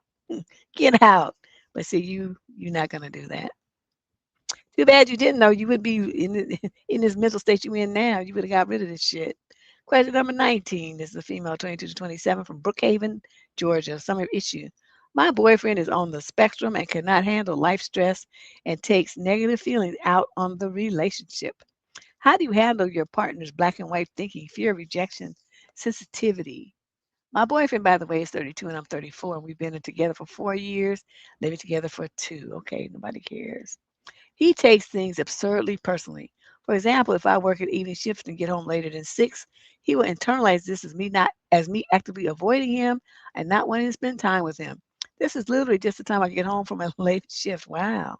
It's gotten to the point where I had to adjust my work hours to work as few evenings as possible and take a new local job that has slashed my income. You didn't have to do that. You chose to do that. Everything that we do in life is a choice. And you notice you said boyfriend. This is no, you doing it too much. He then got upset that I was making less money and stated that it wasn't fair for me to be contributing less to our savings, and that means I'm, quote, using him to get a free house. Our goal is to buy a house in a few years. When I offered to get a part time job to make up for this, he got upset again and complained that I'm still too busy. When I'm at home, he likes to watch his shows or play video games, not do things together. So he's mad that you're not there, but then when you're there, he don't want to interact with you. He wants to play video game. Wow. For context, he was diagnosed with Asperger's as a child. It's my hypothesis that he needs a specific wind down routine at the end of the day that involves his favorite show or gaming before a set bedtime. I'm absolutely fine to hang out with him with a book, my own game, or just my phone or work to catch up. But he then feels guilty and gets upset he, quote, can't do things, even though I have never once told him we need to do something I like. I've offered to go to a different room to do my own thing, and he feels again that I'm abandoning him and the voice and feel okay. So she goes on and on with this man's nutty behavior. It was not like this when we lived separately. I think the routine of dating and having separate schedules was more comfortable for him. We saw the best sides of each other, and now that there's nowhere to hide, I feel like I'm dating a tissue paper grenade. I've never seen someone so mixed up emotionally, and it feels impossible to navigate without setting him off. If I bring up a problem even gently, it starts an argument that feels like it's the end of the earth. Okay, then she goes on and on. And finally, she says, I'm exhausted. It's causing me so much anxiety and discomfort, never knowing what I'm coming home to, and constantly having to moderate my tone, energy, and presence just to exist in my own home and in my own routines. I've had discussions with him about 3 times now, where at the end of the discussion, he, number one, realizes, hey, we have a good life. And this is 1,000% being blown out of proportion. And number two, he doesn't know his emotions or how to navigate them in a relationship. It's not my job to do it for him. And number three, I'm actually a very good girlfriend who's allowed her own time, peace, likes, and routines. He then snaps out of it, does a complete 180, and then things are perfect until inevitably another life or work stress comes up and it starts all over again. Any advice would be appreciated. I am absolutely devastated to think this is it. I need to pack up my bags and pets and leave. He is a wonderful person. I do believe we could have a very beautiful life together if we could tackle the stress thing and find a way of cohabitating that may not be socially normal, but the best fit for us. I'm going to try anything, but I'm running out of steam and ideas. Please help. I can't help you with this. Like I told you, I don't do afflictions. You already knew this man had Asperger's since he was a kid. So I'm like, what in the fuck were you expecting from him? He told you that he was messed up. Now, I don't know what Asperger's in a relationship look like, but it sounds like some shit I wouldn't want to be bothered with. I mean, there's probably women who could do that really well. They might have be on the spectrum in some way themselves, so it doesn't bother them as much. But if me being me, having to deal with somebody like that, I would cuss him out and we would have been broke up. Oh, a long time ago. Oof, a long time ago.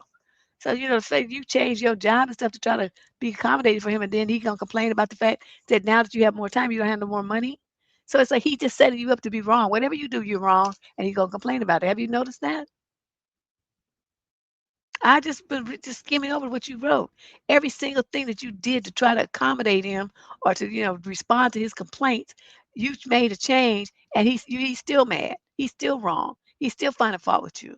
So to me, that means that he's just a miserable fucker. There's nothing that you could do that's gonna make him happy. So in a situation like that, I would have realized that real quick and then deuced out. But you're still there. You can't change him. He is what he is. So your choice, you only have two choices. Either you leave and go find somebody who's normal, or you stay in this shit and stop complaining and just accept it. Those are your only two choices. Because you whining and crying and complaining to him and talking about it over and over again. Has that gotten you anywhere in all these years? He's still the same idiot he was in the first place. So stop it. Stop wasting your time. You get your pets, get your thing, get your money out that bank account. I would suggest you do that first. All the money that you put in, you dig it out. And then the money that's left, that's his. You should have a record of deposits you made into the savings account, right? You add that up and then you go and you draw that shit out and put it in a separate account in a different bank because that's your money. You're not married. And in the future, let me tell this to you too, to any girls listening. You're not married to a fucker, you don't buy shit with his ass. Okay, unless you set up a corporation for yourself, you a LLP, LLC, and you buy the property in that business, that corporation, as an investment, then with all the legal protections that that provides you, then you don't do shit. You don't give a man your money. You don't help a man come up by helping him buy a house if he's not your husband. Y'all have to be legal. You have the legal protection of husband and wife. You just buy some shit as a girlfriend. You're an idiot. Oh, we're gonna buy a house together. What are you gonna do that for? Why you keep doing wife shit and you not the wife? You the mere girlfriend or some stupid baby mama or some shit. What the fuck are you girls doing? You give away every single thing that you got to give as a wife, and then you be like, well, he won't marry me. Why should he? He's not gonna get no more benefit out of marrying you. He already getting all the benefits, and you're just giving them away free, just like throwing them up in the sky. Psh, psh. Babies, pets, buying homes, paid vacations, going half, pay half. You know, so you move in with him and you pay half, so all his costs go down by half. And you say, well, we're saving money. Well, how are you saving money? You could have saved more by staying at the place you were sharing with your girlfriend. It was a cheaper rent. And you didn't have to worry about cleaning up after him and his dogs and listen to his problems and being cleaning up after him in a bigger space. You didn't have to do all of that. Cooking and cleaning for some man that you're not even married to. So he hadn't signed on to be the husband. He shouldn't be getting all them husband privileges. Y'all just be doing too much. I just don't understand this new mentality. These girls want to move in all the time and buy houses and shit with men. He can't buy his own house. Fuck his ass. Let him live in an apartment or a tent, a trailer, at the trailer park. I mean, I don't care where he live, pup tent in the woods. Wherever it is he gonna live, but he should never move in with you, and you should never invest any money in buying a property with a man that you are not married to. Like I said, unless it's a business investment, in which case you do it in the name of a PLLC, LLC, corporation, or Inc. something. It's an business investment then. Okay, it ain't no. Well, but I love him though. Giving that fool all your money, you just acting stupid. Question 20. This is a female, 22 to 27, from Colliersville, Tennessee. Some males, 28 to 34. Some issue. I feel stuck in a relationship. Okay, wait. Before I do that, you know, we used to do video a day. February, we would be knee deep in it at this point. Like I did a video or a show every single day for the month of February. I had guests on. I mean, it was like fabulous event. I did that for 5 years. That shit was exhausting. I think the last year I did it was 2022. And then I switched to February day. So it's like an all afternoon live stream. The next one is scheduled for Saturday, the 28th of this month. We get started at noon and we're going to go as long as I can handle it. Now, that QR code up at the top, if you want to submit your ideas for topics, a link to an article or blog post or something, or you want to submit a topic or an advice question that you want some help on for us to talk about, um, then you do that.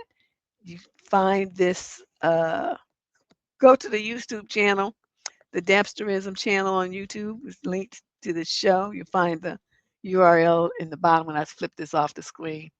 But that's where you go and you can set a reminder for the show. And I hope to see you there. But yeah, scan that code at the top there. I'll also put the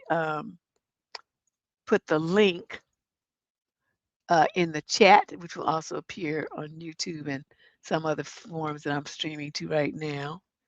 And you'll be able to, um, oops, wait a minute, what am I doing here? You'll be able to, uh, what am I trying to do here? I want to get this, I want this to come off.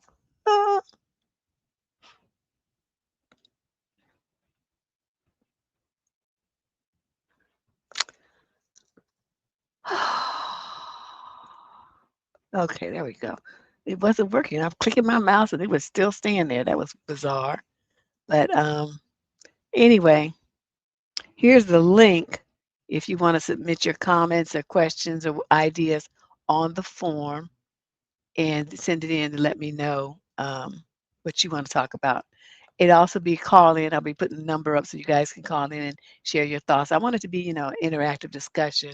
I have some things I want to talk about, but I want you guys to, use this opportunity to talk about some things that have been bothering you too. Because the advice show is always one way. I'm talking at you, but I would like these kind of shows to be where we talk to each other. So you guys can call in. We can have a little conversation, talk about the stuff that you need to know, some problems you're having, or maybe some problems your my friend is having. You know how that goes. So yeah, that'll be good. That's coming up on the 28th. So go to YouTube channel and set a reminder for yourself. I'll be reminding you again as we go along though. In shows coming up. So this young lady is with a man who she's 22, 27, the man's 20, 34, and feeling stuck in a relationship. I can't do this no more. Our relationship is dead. I feel like a third wheel watching my boyfriend have a relationship with his computer. I think he loves it more than he loves me. I don't want our love to become a chore for him, so I'm leaving. I feel like I have to run away as fast as possible, but I can't because he won't let me. I'm only 21, he is 29. Also, they say to date the person, not their potential. So, is this what the rest of my life will be? I go to work, he sleeps at home. I come home to him playing video games. I'm waiting for him to finish so we can do something together, but he never does. I fall asleep crying to the clicking of his keyboard and mouse. He asks if I'm okay. I say nothing because what can I possibly say? That I'm miserable? That I feel invisible? That I'm not spending my life with a man who couldn't care less about our future? I can't believe this is my life. My cheeks are so used to the waterfall of salty water that they probably think I live in a rainforest. Oh, she's got some writing skills, kind of poetic there. Yet he still thinks everything is perfect. I left last year because I was feeling stuck. Right before I was about to go, he broke my heart. I've never felt more insecure before than that period in my life. I found myself on the other side of the world and swore I would never fall for him. But 8 months later, I'm right back in the situation I ran away from. What can I do now? Slap yourself for being stupid? What the hell you do that shit for? You got away and went to the other side of the world and then came back to the same bullshit. And then you had the nerve to waste my time writing me about it when you already knew that this is how he was. You expected him to change? Men don't change. They just get older. They just get older. So you already knew he was like that, and then you came back to it, and now you're trying to act brand new and shocked that he's still the same way and has changed. Okay, see, you said you felt invisible. He can't care about your future. He don't care about you. You knew that. That's why you left and went to the other side of the world the first time. You already knew that. So what did you come back for? So when women do that, I mean, when women do that, like you leave and you have a good reason for leaving. Well, just, you go had a little tiff and then you being all dramatic and stuff. You had a serious reason. The relationship was unfulfilling. He wasn't trying. It was awful. It was overburdening. You were lonely. It was, emotionally upsetting to be in it, all this whole stuff here. And you leave the relationship. And he knows he fucked up. I mean, he has no intention of trying to make it better. That's why he didn't care and he never fixed anything. So you finally had enough self-esteem and belief in yourself, and you felt your boundaries have been trampled enough for you to get ghost. You left him alone. So he's like, well, at least she I can respect her because she left. Okay, that's he still don't love you, but he can respect you finally. Then you turn around and you come back. Now, what does that do? What has that just done? That just shows him that you're weak, stupid, desperate, don't have no kind of self-esteem, will take anything just to say that you have a man, and all kind of other unsavory, unfavorable things about you as a person. That's what you teach men when they dog you out and you leave and then you go back. That's what you teach them. That they don't have to treat you well because you don't even treat yourself well. That's what you're teaching them.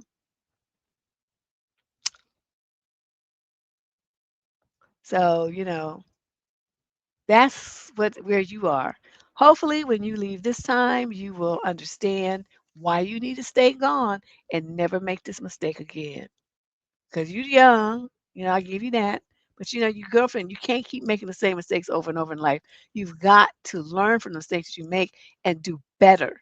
That's how you advance in life. If you keep making the same mistakes and stay, going in a circle like a hamster wheel of life, you never advance and you stay stuck. That will mean you're stuck. Right now, you're not stuck. You're just being silly. But you need to stop it and get yourself away from this fool. Question 21. This is a young lady, 22 to 27, from Bexley in the UK. Some of issue. Should I give a chance to someone who loves me, but I don't feel attracted? 2 years ago, a close friend confessed his feelings for me. I rejected him. We stayed friends, and our friendship actually became stronger. He later confessed again, and I rejected him again, and I thought we were on the same page. This year, he's graduating and leaving our city. On his last days here, he asked me out to talk in person. He told me he loves me and wants a future with me and that he's never loved anyone the way he loves me. I was honest and told him I'd never seen him romantically and that when I tried to imagine a relationship, it felt like one-sided and forced. After that, a friend told me I should consider giving him a chance since sometimes attraction grows after entering a relationship. That made me doubt myself. However, there are things that really hold me back. Number one, I'm not attracted to his personality romantically. He's kind and respectful and all, but he lacks humor, which I value a lot. Number two, I suspect he's not very generous or thoughtful. Even small things, for example, when I say I'm craving something sweet while studying, he'll walk with me to the store, but he won't offer to buy me anything or do small gestures. Why should he when you already told him that she's not on your romantic radar? That would be making himself be a simp. He ain't trying to be a simp for your ass. You tripping. This is a big turnoff for me because generosity matters to me as a value, not money itself. No, no, no, no, no. Okay, he's just a friend, right? So this made you tell me that you craving something sweet. I'm your friend. I'm your female friend. I say, oh well, let's go to the store. I might want to get me something too. So we get to the store, and then you're gonna get mad at me because you value generosity, not money itself. You mad at me because I don't buy you something sweet? That's essentially the same thing. He's no more of interest to you as a partner than I would be. So you having this expectation that he step into suddenly a boyfriend role, buying you stuff and taking care of your stupid ass when he's not your man, and you already told him you don't want him to be, is kind of fucked up. Your thinking is twisted. Isn't this crazy? These girls, something's wrong with these females.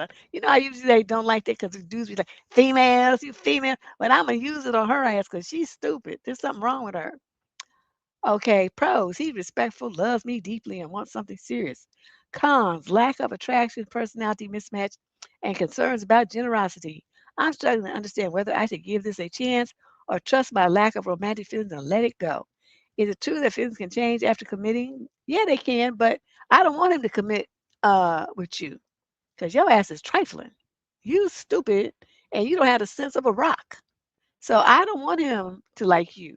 I want him to go like somebody who's going to like him back and who's going to respect him and who's thinking is straight because that ain't you. Like I said, you talking about, you trying to hold him to boyfriend standards and you just told the man to his face, not just once, but twice that he's not your flavor. Why should he buy you shit? I mean, the expectation that he do that is even just weird to me. And then you say, he lacks humor, so y'all ass want to be joking all the goddamn time. Then you would complain, oh, he never serious. All he does is just make me laugh. He thinks that's enough. I want a man who's serious. See, but you kind of girls like this is like the guy. He can't be anything. He can't be right because unless he's making you have those dizzy feelings of passion, like he's some kind of rock star or something. Every time you look at him, you gonna find fault with him. You're that kind. I can tell. He's not Mr. Perfect like he stepped off a magazine cover, handsome and all that kind of stuff, rich and handsome. So you're gonna find fault with him. Girl, if you don't get out of here, leave this boy alone. Yes, I was very early because you know why? I've been going to sleep. I have been so tired. I'm planning some events and oh my God, it's just I'm too old for this shit. I need to start thinking I need to retire and like ratchet down my involvement in things. Start getting rid of stuff and just do like 2 or 3 things. But I I'm doing planning all these different events. I'm over here, over there, talking to vendors and suppliers and all stuff, doing all this stuff on the phone, sending out these estimates, looking at I just it's exhausting work. So by 5 or 6 o'clock, I'm in the bed. See now it's 5:30 and I'm already like, oh, getting tired. If I didn't even start till 6, it would have to get postponed again. Because I would have been like nodding over there like a junkie on the couch. I tried to watch Diddy. I think I made it through 2 episodes after much stops and starts because I kept falling asleep. I just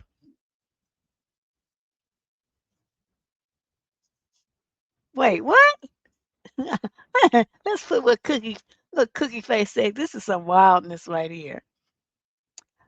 She said, my coworker tried to get me to date a man from work, but he jokes about liking men. They be like, give him a chance, girl. They trying to fuck you up. Tell them after you. After you first. Age before beauty. Uh-uh. Don't sound like dude want a chance. He like, my name ain't Melvin. If I was Melvin, he probably would want a chance, but sorry. He's not looking for the cookie face girl. He's looking for Melvin the boy. They say cookie face, they stay friends because they be, hanging on to hope that she gonna change her mind. But see, he sounded like he's wising up. That's why he didn't offer to buy her anything because he wasn't trying to simp for her. Whereas, but she's still expecting him to. You see how that went? And dude was smart enough not to offer. He walked her though to make sure she got there safely back to her place, but he wasn't coming out no money. Yeah, he got a wife. Girl, it's time for you to go into HR. That's what you need to do on them. Because that's harassment. It's so inappropriate. I'd be talking to HR like, can you tell them to leave me alone? Because this is not funny now. What if his wife comes in here and thinks that, what they're saying is something serious that I'm trying to get at her husband? This is like, it's a slander. I am not feeling it. I want you, those people who are doing that, I want you to have a talk with them. That's what I would do, cookie face. They on some bullshit. Mm-mm. People just be doing the most. Let's move on to question 22. She's 35 to 41 from Newcastle upon Tyne in the UK. Some of the issues. Should I leave my gambler partner? Oh, that's the second person we had about gambling, huh? My boyfriend of 6 years, we're both in our mid 40s. He's never proposed. Single mom of a teen. Over the years, my partner had various issues from drinking too much, gambling, spending much time with his friends on the weekends, staying out all night occasionally, especially when I went on holiday with my daughter, standing me up on his birthday as too drunk to remember we had to meet at a particular restaurant. Wow. Anyway, I always got to forgive him, but after having found $200 worth of euros of gambling tickets in the bin, bought in the space of a week. I said, that's enough now. No wonder he always ran out, probably to betting shops, almost straight out of bed on some weekend mornings. We were supposed to be spending quality time together. He constantly stares at football scores on his phone during meals and while we're watching television. He lives with me rent free as I pay my own mortgage and wanted to keep it that way. I couldn't risk him ever not being able to pay his half of the mortgage due to his bad spending habits. He just pays rest of bills like groceries and electricity. That's right. That's how you do it. It's his birthday tomorrow, and he's wanting us to go for a meal to spend some quality time together, which we haven't done in ages. I said it's not a good idea since I'm seriously thinking about asking him to leave after I found those tickets. Plus, he refused to pay for some groceries I had bought on the same day he bought those tickets. Had already asked him to move out last week, but he wouldn't accept it. So my question is, am I being irrational, not going out for his birthday and wanting to split up when he says that he'll stop gambling? No, what you do is you get him a nice, present, you wrap the present up and you put it in a box. And in the bottom of that is an eviction notice that you have duly filed with the courts and done everything by the book legally the way that you're supposed to. And then you're going to film it, right? You're going to film it, say, oh, I'm going to film you taking, opening your present. But what's that basically going to be is evidence of him getting served the eviction notice, but he's not going to know that. And you have it so that it's streaming. It's streaming, but it's going to be uploaded as soon as you finish to the cloud somewhere. So you have a backup. So even if he snatches your phone and deletes it, it's already stored on your server in the cloud. Are you feeling me? You got to think strategically when you're dealing with clowns like this. Think strategically. Don't be brand new. So you're gonna, oh, let's film this. Let's film, you know, daddy opening his presents or something. So you can even have a kid over there by him, helping him open it. I mean, making him make it look realistic. But basically, you're gonna, so when he pulls that paper out and reads it, and it says eviction notice, you can say you've been served, and it'll be on the video. See how that works? And then it's stored in the cloud, and then so he can't never say he didn't get served. You're like, oh, I have video evidence, Your Honor. He got served, and I want him out. He's got to get out. I want him out of my house. And then that's how you have to do that. But I don't know what the rules are in wherever the hell you said you were. Newcastle upon Tyne in the UK. I don't know what the eviction rules are there to get people to fuck about your house, but you need, girl, I know, Leandra. See, I learned tricks from you. I learned some tricks. But yeah, you find out what, how it goes there. I mean, I'm in California, so it's a completely different bag of tricks here. But you figure out what the rules are there to get somebody off the fuck about your house, especially when you don't have a rental lease, but he has been living there. He gets mail there and stuff. So they may have some, regulation about that. You cover your bases, find out what you need to do first, explain the situation, and then say what you get the eviction paperwork in order and put it in there as a birthday gift. Even if you have to serve it to him after his birthday, say, oh, I ordered this for you and it didn't, it wasn't ready until after your birthday. So, but here I want it. And then you still do the same thing. Give them that candle, cupcake with the candle in it, blow this out first. Here, open your present. And you filming the whole thing. I've gotten so tricky in my old age. I'm just full of tricks. They say tricks are for kids. Nope, tricks are for Deborah. Question number 23. This is a female, 20 to 34 from Plymouth, Minnesota. Summer issue. My boyfriend of 7 years just admitted that he's no longer attracted to me. Wow. He sent it to you. I'm sorry. I know that you was devastated, but this is just funny. I'm 29 and he is 27. Okay, well, there's your first mistake. To tell you the truth, Deb, I've always had a hunch, but finally got confirmation from my boyfriend. This happened the day I gave up my failing art career, so I'm in a huge slump. And yes, I confronted my boyfriend now. We have never even had nook nook unless I insist. He hasn't pursued me in months, years, I'm not sure. He admitted he's no longer attracted to me. He says he can't help it. It's his ADHD. But he still loves me and wants to stay together and get married, does he now? I suggested we research to fix if, but it makes him uncomfortable, so he won't. He is also unemployed and dropped out of university. As you can see, we are both in a slump at the moment. I see him trying to get it together, and we're in the process of preparing to move to a new home nearer the city. He says once we move and he has a job, everything, including our attraction, will click back into place. But I just have the feeling that it's not going to fix it. I know those with ADHD need novelty. I'm just afraid eventually the novelty for him will be to leave me. Is there anything that can be done to save our relationship? I don't want to live without intimacy from my partner. Well, he's too young for you. Isn't it? It's like everybody got ADHD. So, but like I said, tell you guys, just because a dude tells you that, don't believe it. That is the latest game that they have these afflictions. And so, what I said is a setup. They tell you that, right? So the two types of women, it's always two types. The two types is the kind of be like me to be like, oh well, then fuck you very much. Get the fuck out of my face. And then there's a type to be like, oh my God, I can save him. I can help him. If I can fix his broken wing because I am some kind of love child. I'm a love angel and my feelings are wonderful and I will love him back to wholeness. And that's the kind that be with him, going through all these changes. That ain't gonna never be me. I just don't care. What's up, Chevette? So, all the stuff you worrying about novelty and all. Who cares about all that shit? I don't care.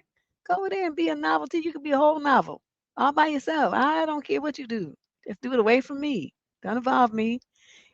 And you want to save it. How can you save a relationship with a man who told you to your face that he's not attracted to you anymore? What? And he's only 27 and you 29. What is it that you think is going to happen in a situation where a man is not attracted to you anymore? Then you're supposed to ask him, well, who are you attracted to? Is it a woman? Is it a man? A frog? I mean, what?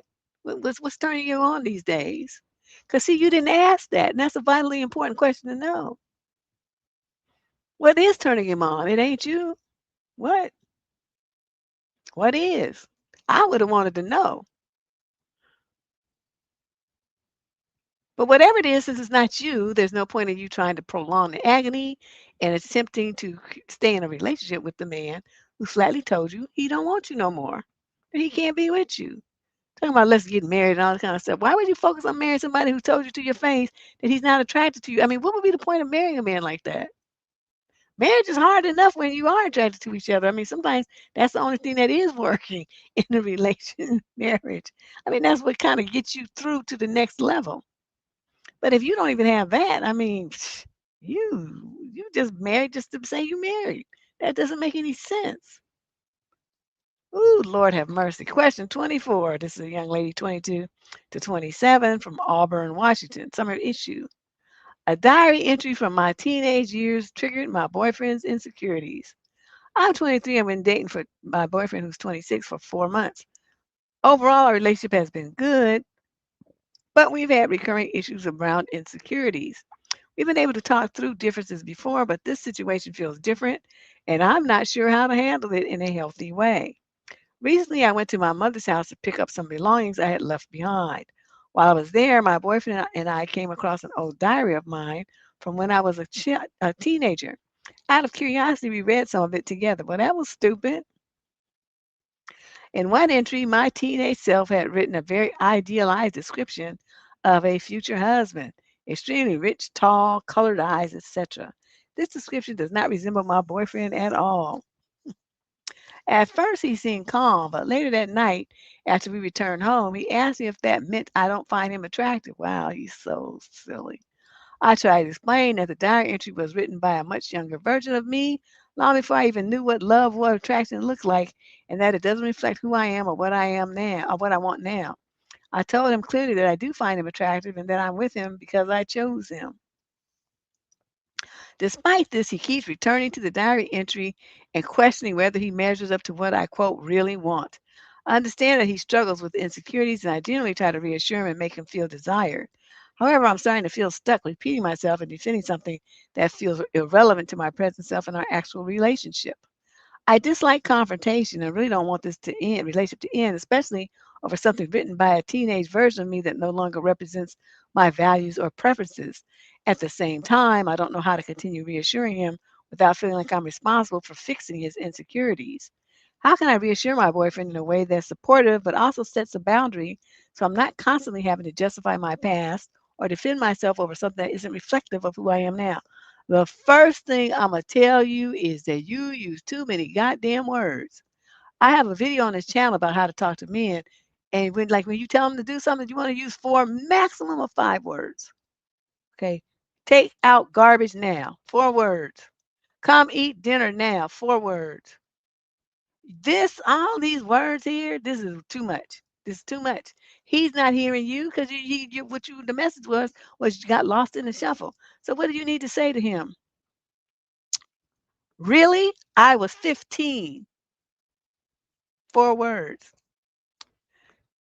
Keep this up. You'll be sorry. Okay, that's 6 words. He's gonna be, why would I be sorry? Because I'm gonna leave you. I'ma leave you. That's only 3 words. Or so you say cuz in front of it, that's 4 words. You see how I'm doing this? Short, sweet. Even if he got ADHD, he's still gonna get it. You using way too many words. Oh my God, you just going on and using all these big words. Stay out the lexicon.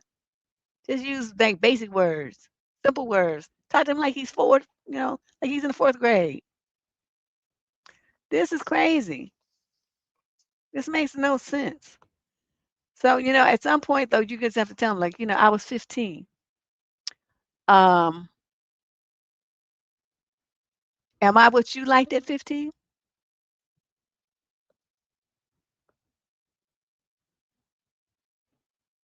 Think about it. That's 3 more words. And let him tell you what he liked at 15. Like what he had written in his diary about his ideal woman when he was 15. Now, be prepared for the fact that he might be shocked. He might shock you and give a description that matches you.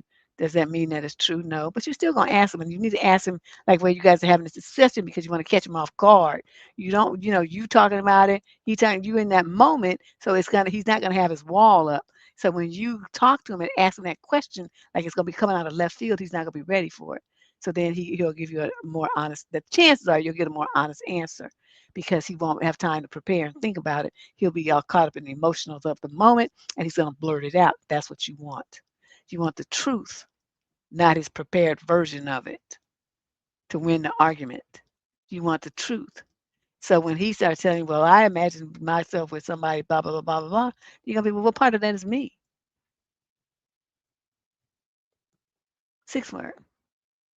What part of that is me? Yeah, 6 words.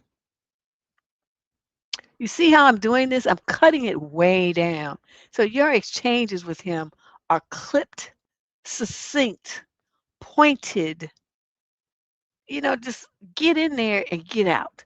Don't be dragging this on with 955 million words. That's what most of you women do. You just talk too much and people's brains turn off. I mean, I can't even stand it. I'm a woman. I just want you to get to the goddamn point. Get to the point. What is the point here? Why are you still talking? So let's sum this up right quick.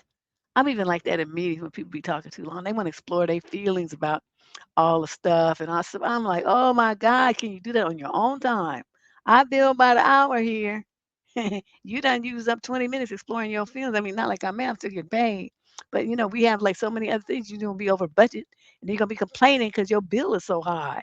These are just 20 minutes that you didn't have to spend on this. You could have done that off the clock when I'm not here. Y'all go in the other room and talk about your feelings. Right now, I just need answers to these 6 questions here so I can go away and do the next step of this project. That's what I need. But they want to explore their feelings. Well, I saw it and it reminded me of such and such, and then I thought, oh, I wonder what would it look like if we did that. They do it like that, and I'm like, oh Jesus, I'm like, I just want them to shut up and stop talking. Whew.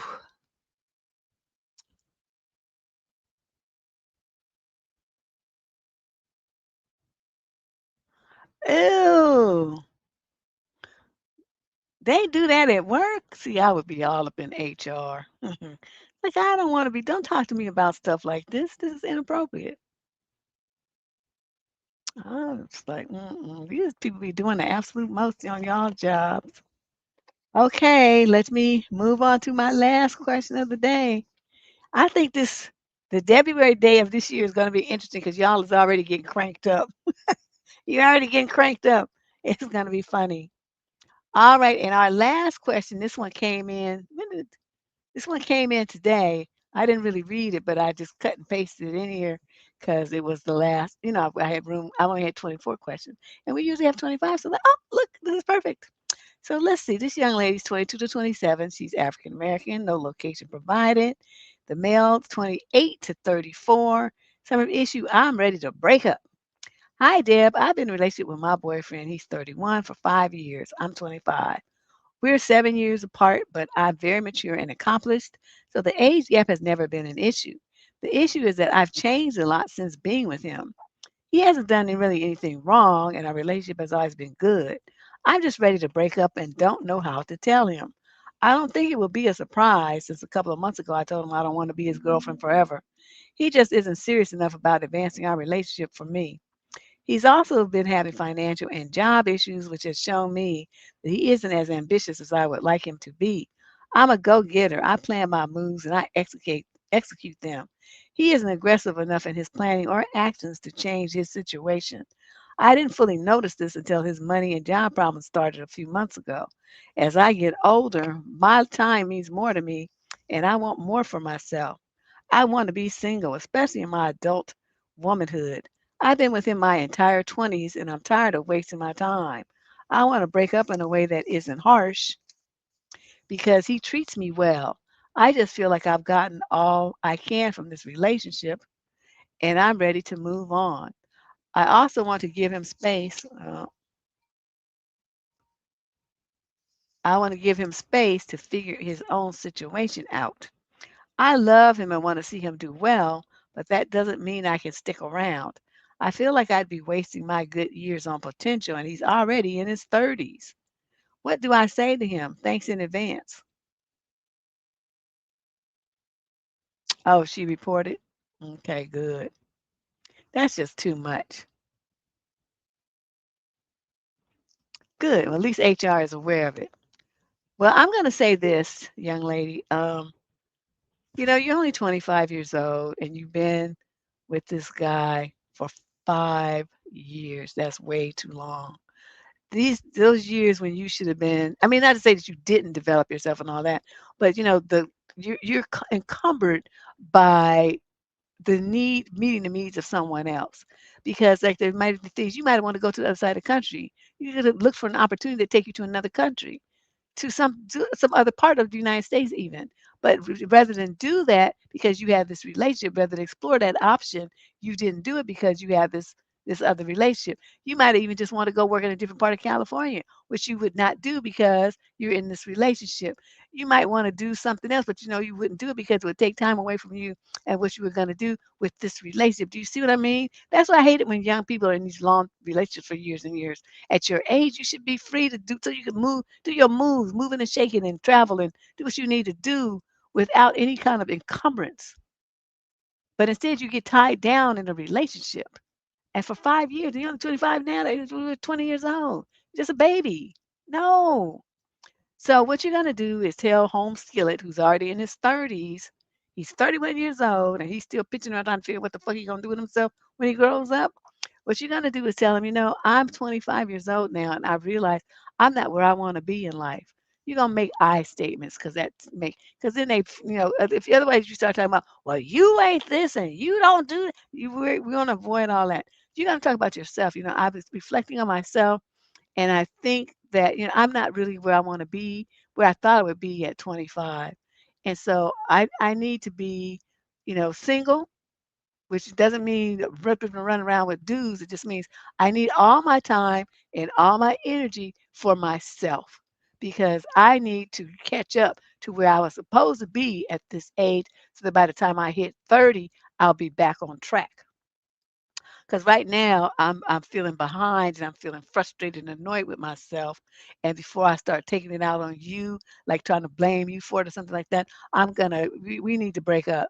And it's gonna be friendly. We can still be friendly and stuff. And see, you're gonna throw that bone out there, but you ain't gonna be friends with this motherfucker. You're gonna cut him loose. But yeah, we can still be friends because it's not like I'm mad at you and like you're a horrible person or anything. I just realized that I can't become the person that I need to be by the time I'm 30 if I stay in a relationship. I was worrying about somebody else's feelings and somebody else's needs. I need to be selfish for a while. And rather than get you caught up in it, let's just break up so that you can do what you need to do and I can do what I need to do. We can do what we need to do for ourselves. Now, that's how you're going to do that. Can people argue with you when you say this about you? No. I mean, they might try, But you can just tell them, it's like, but it's not about you, honey. I told you it's not about you at all. You've been great, but I'm frustrated with myself, and I don't want to catch you up in all of this drama. I don't want you to be getting the brunt of my frustration with myself where I start yelling and screaming at you and blaming you for stuff that you didn't do. But because should be blaming myself. It's not your fault. So you're gonna just stick to that story. You're gonna stick to that story, and then you're gonna tip yourself out this relationship. And for the rest of the time, don't you get involved with nobody else on a serious tip like this. This is ridiculous. You do what you need to do. When you are fully situated, you got your house, you got your career in motion, you got whatever paper that you need to get for your degrees and shit, then you can get in a relationship. Because guess what? All the motherfuckers that you was looking at you now, they're gonna still be there.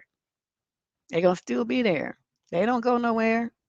They're gonna still be there. And then by the time that you elevate yourself up, you'll have more options because you'll be at a higher level in society because you got your paper and you got your money and you're more stable and stuff than you are now.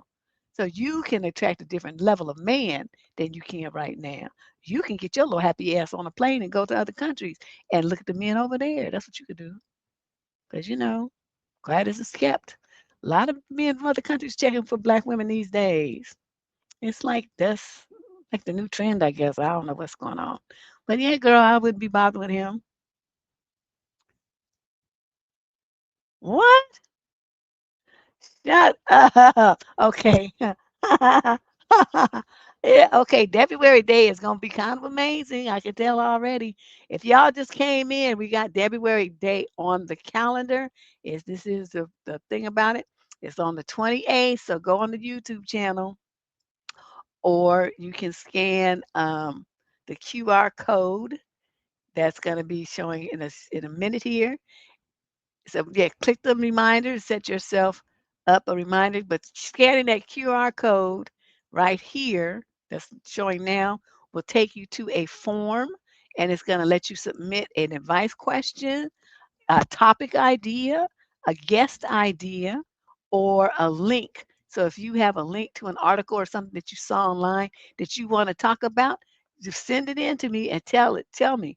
It's also posted on the community wall on YouTube and on my channel on Reddit, but I don't want you guys to post it there. I want all the responses in one place. I'm not going to chase around all over Facebook and Instagram and every place I've posted this thing. I'm not going to do that. So if your comment and what you want to have on the show is not on that form, then I'm not going to see it. And I'm going to tell you I'm not going to see it because I'm not going to go back looking for it.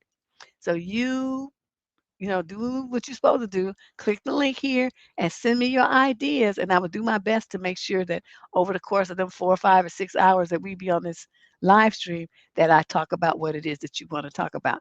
And you guys will be able to call in and stuff too and talk about your